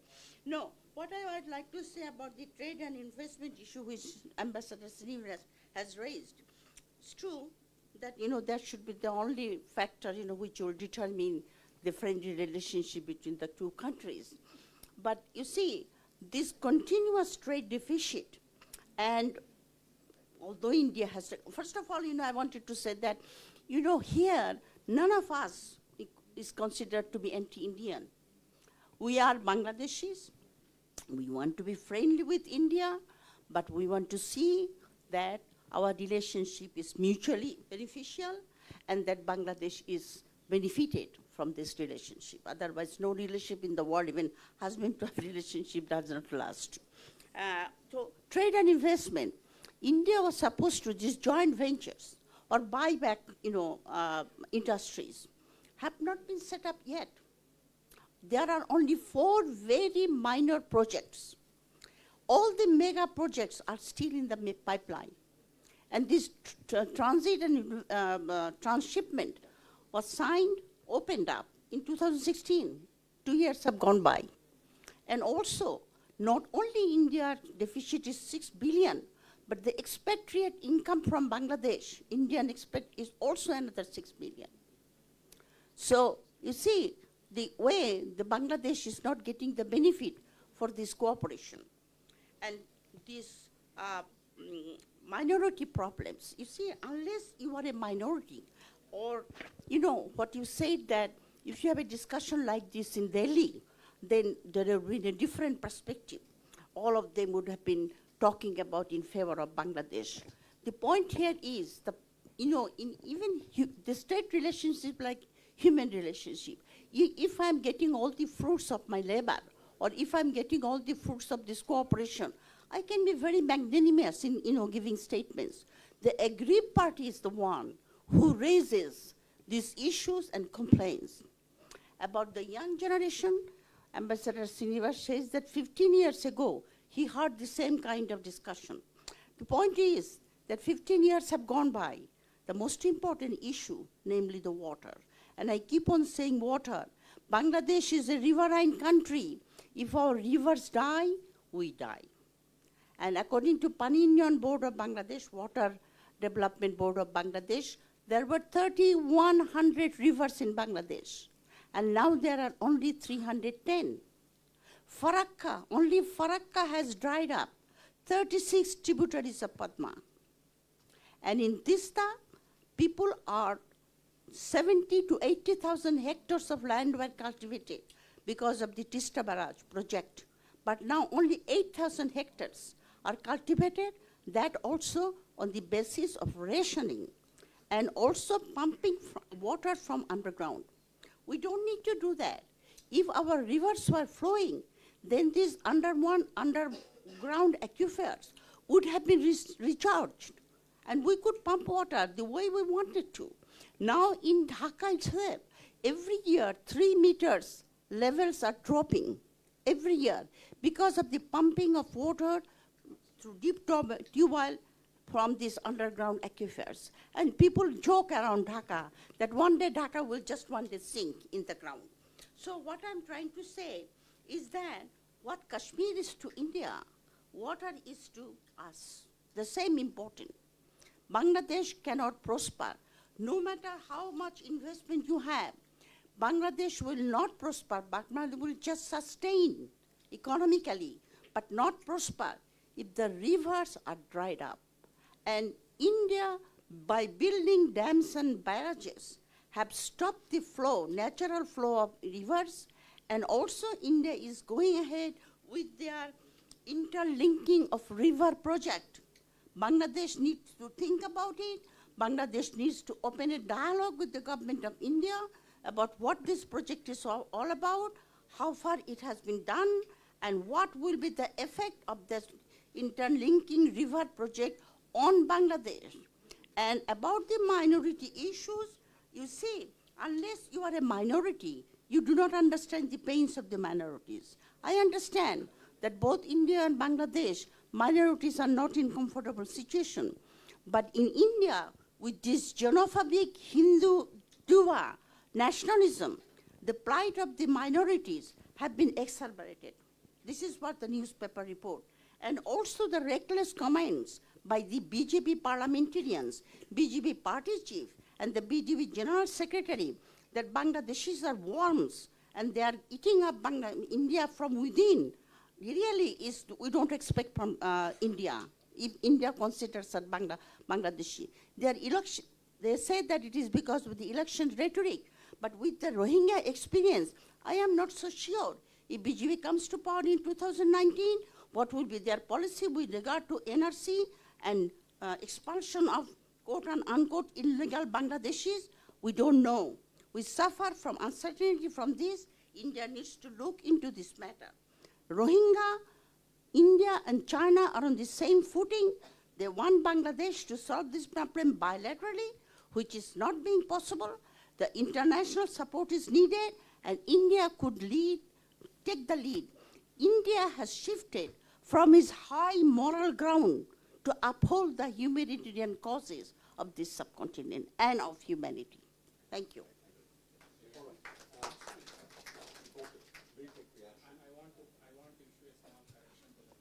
Okay. You identify yourself, sir? Okay. Secretary from Indian High Commission. So, Madam, I just want to correct one fact where you were telling that the expatriate income. So, you are quoting the wrong figure. The actual remittance from Bangladesh to India is $413 million, whereas the reverse India to Bangladesh is $4 billion. So, just for your information. Sorry, say that again. The expatriate, you are saying about something about the expatriate income. Yeah. So the actual remittance from Bangladesh to India is $413 million. The reverse is that is from India to Bangladesh is $4 billion. This is World Bank figures and also the Could you please send me that? Absolutely. Absolutely, I will. No, I'm not talking about okay, remittance. we can't I'm get into talking about those remittance. details. Okay, let's. I'm talking about remittance, not the trade balance, not export and import. I am talking only about the remittance. I can give you that. No. I just maybe in 2 or 3 sentences. Well, thanks very much for your comments. Actually, I was referring to not the man in the street, who in the Indian man in the street doesn't even know where Mizoram is or Manipur is, let alone Bangladesh. So I wouldn't take that very hard if I were you. In fact, most people from our northeast are regarded in places like Delhi and Kerala as Chinese. So please don't go by what they tell you. I meant that, sorry.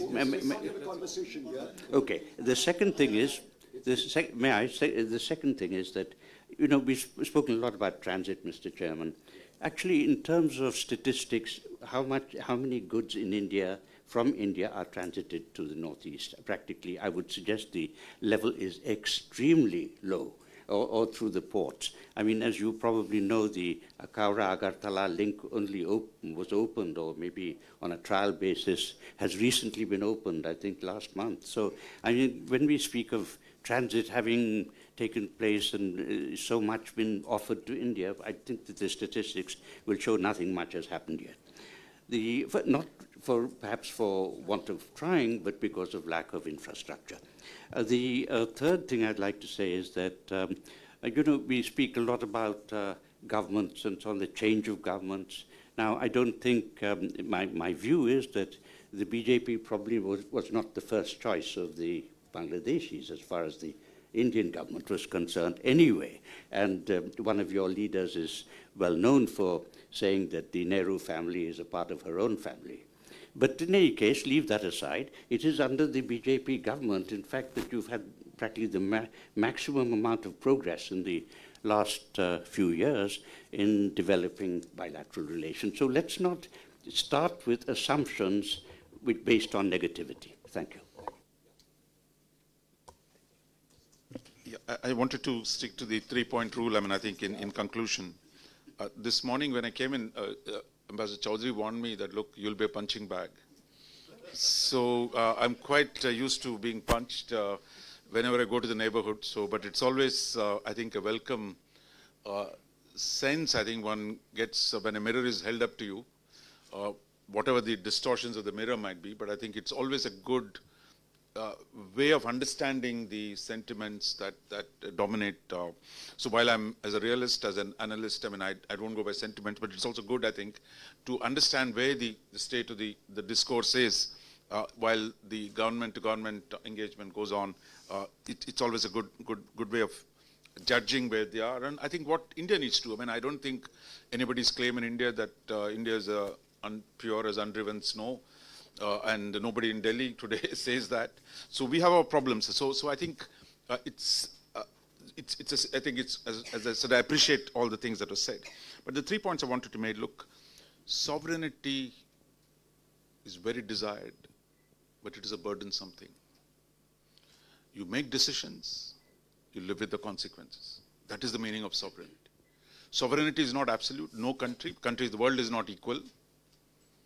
But it is within the constraints that you have, economic, geographic, locational, historical, whatever you want to put all together. It's within those constraints, how do you exercise your freedom of action? That is the challenge. And I think there, I kept saying, look, Bangladesh is sovereign to do what it wants. So please don't even think for a moment that you have, we are setting the terms. Look, if you want to do more trade with China, it's already probably more than India's. That is your choice you make. If you say, look, we want coastal shipping in Bay of Bengal, yes, that's a choice you make. So I think these choices have to be made, and choices are difficult, and some of the choices will turn out to be bad, some of them will turn out to be good. But then as sovereign states, all states have the same problem, that you make decisions, and those decisions have to be lived by, irrespective of the negative or positive consequence. And I think this part of life, for example, India, $80 billion of trade with the Chinese, $60 billion is the trade deficit. Do I stop? I tell the Chinese every time I see them, please do something about it. But then meanwhile, can we work together on environment? Can we do something against the Americans where there's a little chance? So you do both. It's not the end of the story that I got 1/4 of my total trade deficit is with China. Mr. Modi still goes to Wuhan, still does business with him, still does something else, still gets investments. So life goes on, but I think it is, you've got to see the exercise of sovereignty is a burdensome act, and I think that involves both dealing with problems, the realities around it. Second, the nature of government. I think this problem was raised repeatedly. Now, you're free to elect who you want. As I said, look, if BJP came in place of Congress, what Congress could not do, the BJP has done. And the BJP, which, no, I'm just, let me finish, ma'am. What BJP, which opposed the land boundary agreement, got it passed. So today, in your country, look, you elect anyone. Like Nepal, the government had problems with Oli, but Oli comes, you deal with Oli. So either we say, look, you deal with whoever is in power, which is what the Chinese get a lot of praise for. Deal with whoever is in power. But that is generally, I think, a good rule. I've been advocating to India, look, deal with whoever is in the government. You can't manage somebody else's domestic politics. Even Americans can't do it. Indians can't. Nobody can do it. So even tiny Maldives, we can't manage somebody else's domestic politics. So this idea that somehow we tilted to one side or the other, maybe it may be legacy of the past, but look, your sovereign right to elect the government you want. And that government, I know some of the opposition leaders from here come to Delhi. They've also met me, they've met a lot of people and say, look, we have no problem with India, let's deal with it, we will continue the same policies. That also goes on. Who publicly criticize, also privately coming and saying, look, we'll do deals with you as well. No, so, but don't, it's your quarrel, please sort it out. In the end, large countries have no choice but to deal with whoever is in power across the border, across the world. So if Xi Jinping is in power, I have no choice but to deal with it. Similarly, Maldives tomorrow, assuming the next guy will be allowed to take power, we'll deal with it. And sometimes it comes with problems, sometimes there will be no problems. But I think this idea of it is internal struggles, everybody has to fight their own democratic battles. Minority issue, nature of the regime, democratic rights, freedom of expression, democracy is not a gift that somebody else will give you. That fight you have to fight. India today, if you pass, the big fight is going on minority rights, on freedom of expression, on the media in India has been muzzled. So those questions, those are being debated internally. Look, I can't blame you for it. Just as you shouldn't blame me for that. So I think those struggles, nobody can help you except yourselves. And the outcome of that struggle, if new government, same government, Delhi will have to deal with it, just as we've dealt with all the other countries. And lastly, question about Singapore and Malaysia, and Chairman will talk about it. I think in the end, the best way to exercise sovereignty is through pragmatism. Problem solving, advance yourself in a world that is fundamentally difficult to manage. How do you advance your economic interests? How do you secure the interests of your people? And in that process, you give some, you take some. If you think the balance is not right, please change it.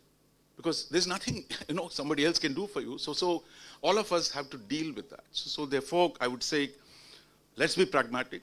We have huge number of problems. We inherited a terrible set of problems. We've resolved some. We can build on some. So it is about cooperation in the end. How do we take incremental steps to reach a point which is very different from where we are? I think we've moved some distance in the last 25 years. I think we can move some more in the next 20 years. Thank you. Thank you very much. Ambassador Pillai.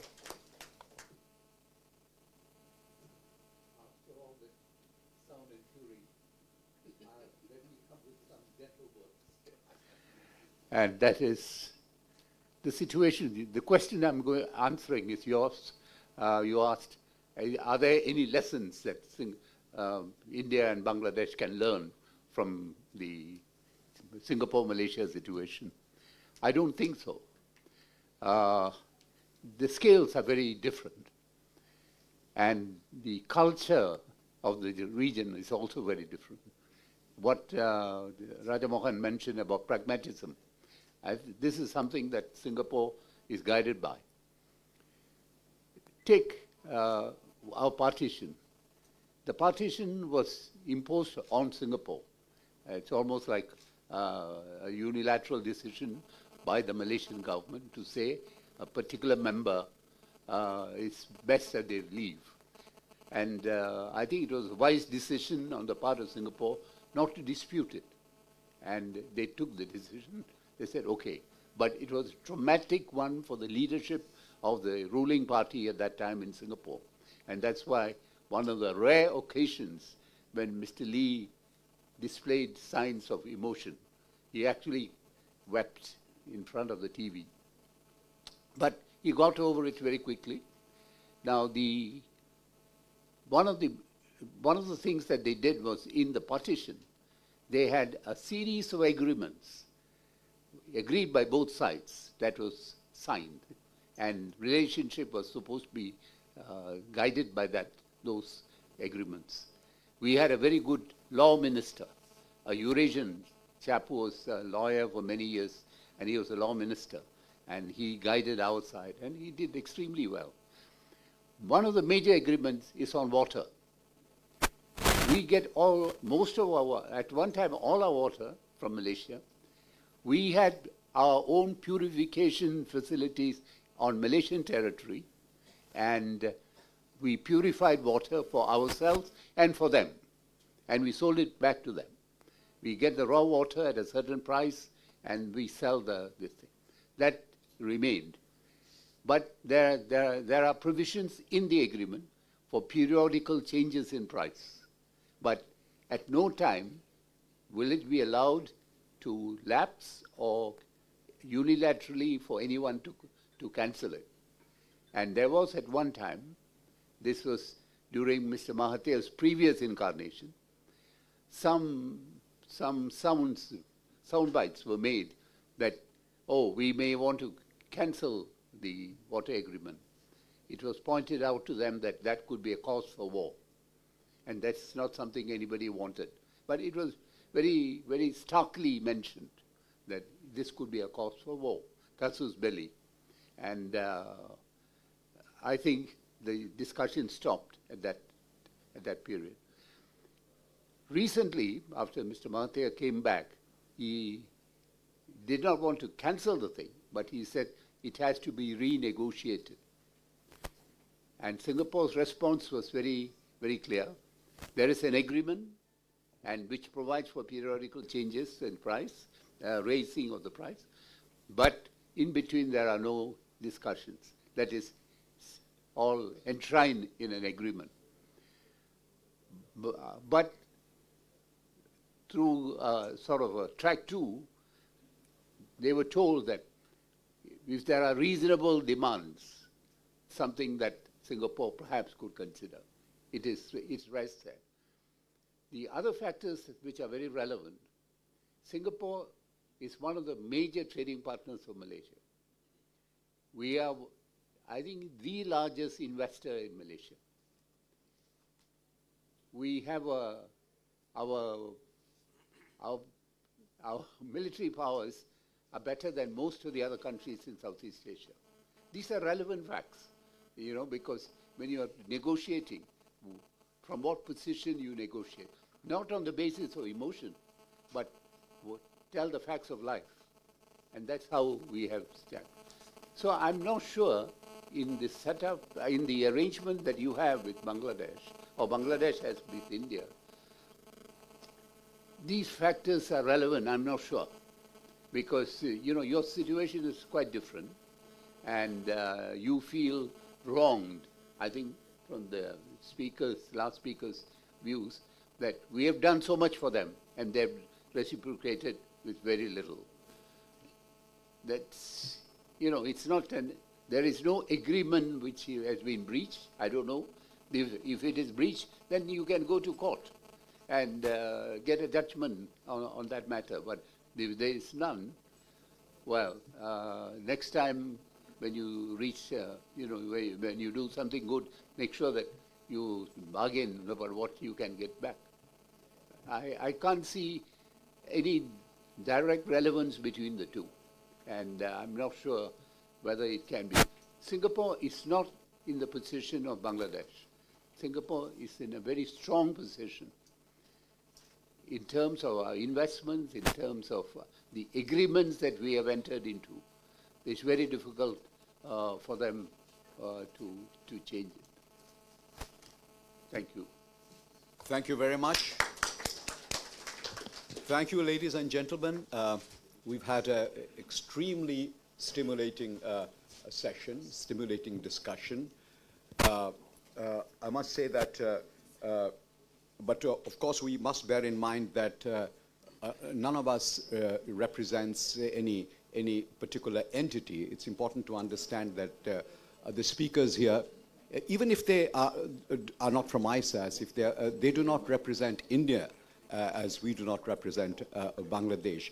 What is important is that they have sets of experiences because of the intense exposure to their systems, like Ambassador Srinivasan to the Indian system, maybe Professor Rajamohan to the Indian system, I to the Bangladeshi in some ways. And this is the idea that over years we have developed the capacity to extrapolate from very difficult, complex situations, extrapolate low-hanging fruits on which we can take in order to, as I said in the beginning, to live in concord with one another. It does not necessarily mean in consonance with either. So there will be differences. It was important for Team ISIS to come and see the perceptions, as Professor Rajamohan has just said, the sentiments, and thereafter these would be takeaways which would feed into our own extrapolations when we study these situations. Also, I mean, one substantive point about the negotiations. I have been a diplomat myself, and I have been a policymaker as well. You see, foreign policy is not something in our parts or anywhere that is a coherent set of principles that flow from very logical interpretations and understandings of situation. India is a very complex entity. India has many states. There are 29 entities within India, and sometimes even the states themselves may have incoherent positions on certain of these issues, as we know. So therefore, this just shows how complex in a modern milieu. Initially, Professor Rajamohan pointed to the importance of placing our topic in the context of the global situation. That is why we went from general to particular, and we've done well, I think, in this regard. I want to thank Cosmos Foundation and also the group and the chairman, Inayatullah Khan. This event was conceived months ago, but we worked very, very hard towards it. Cosmos team, Nahar Khan and others who have worked tirelessly to make this what it has been a success. And at our end, at the ISAS end, there have been others as well. One thing I must say that the ability, beginning, Inayatullah Khan said that ISAS is the finest think tank focused on South Asia. I mean, perhaps that is slightly exaggerated, the exaggeration of a host, a very warm host. But it is true. It is true that I can tell you from my experience that many of my colleagues are Indians, actually, very senior Indians. We have developed a tremendous camaraderie. In a way, I did not think it possible in a think tank. I didn't have experience of think tanks before that, but I have had experience of international institutions. I've worked in UNCTAD, I've worked in the UN, I have worked as a diplomat of my country as well. One thing about intellectuals getting together, a think tank is where policy stream sort of flows into the university think stream, thought leaders, and etc. And they try to sort of analyze situations in order to prescribe some resolutions. As the Talmud says, sometimes there are problems. Just because there are problems doesn't mean there are resolutions, of course. But it's important to talk about the problems so that an understanding is reached, not towards necessarily a resolution of the problems, but an understanding in the commonality of the desire to address those problems in an effort to resolve them. So once again, I want to thank all of you participants for your patience, for your contributions, everyone around the table, Chairman Pillai, Professor Raja Mohan, Ambassador Srinivasan, Professor Chaudhry. They're all very busy people. I know that it was with a great deal of effort that we got Ambassador Pillai and Professor Raja Mohan. Their schedules are very, very heavy. Get them to agree to come to Bangladesh. ISAS has agreed and decided to focus interest on Bangladesh, and I think it's a very, very positive thing that Bangladesh is getting noticed at that kind of levels in the international thought community. So once again, thank you very much. We have something else. Thank you. A round of applause for speakers and yeah, Cosmos. We have, I have thanked Cosmos. This was Cosmos and the team, Nahar Khan and everybody. Yes, they have been thanked, and this is we are partners in this endeavor, and we will continue to operate in this fashion. And I'm sure the next time we meet, it won't be in 15 years, but we will see some resolution earlier than that. Okay, we have a small ceremonial handing of. We would now like to present our distinguished speakers and panelists with mementos as a token of thanks for the contribution and participation in today's Cosmos Dialogue. Ambassador at Large, Mr. Gopinath Pillai.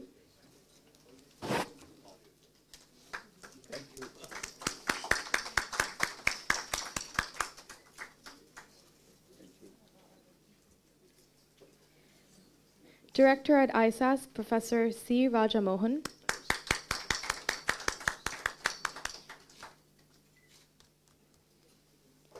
Former Foreign Secretary of India, Mr. Krishnan Srinivasan.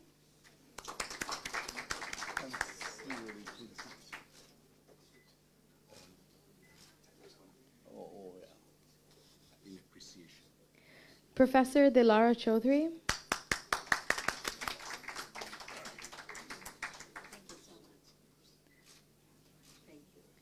Principal Research Fellow at ISAS and our chair for today, Dr. Iftikhar Ahmed Chaudhry. And last but not the least, Chairman Cosmos Foundation, Mr. Inayatullah Khan.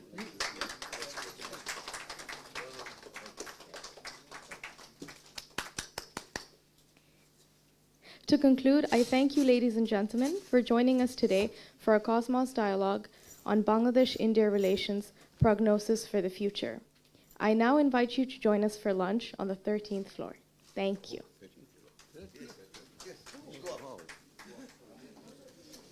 problem. Thank you very much. Good, good. You're not staying for lunch. Of course.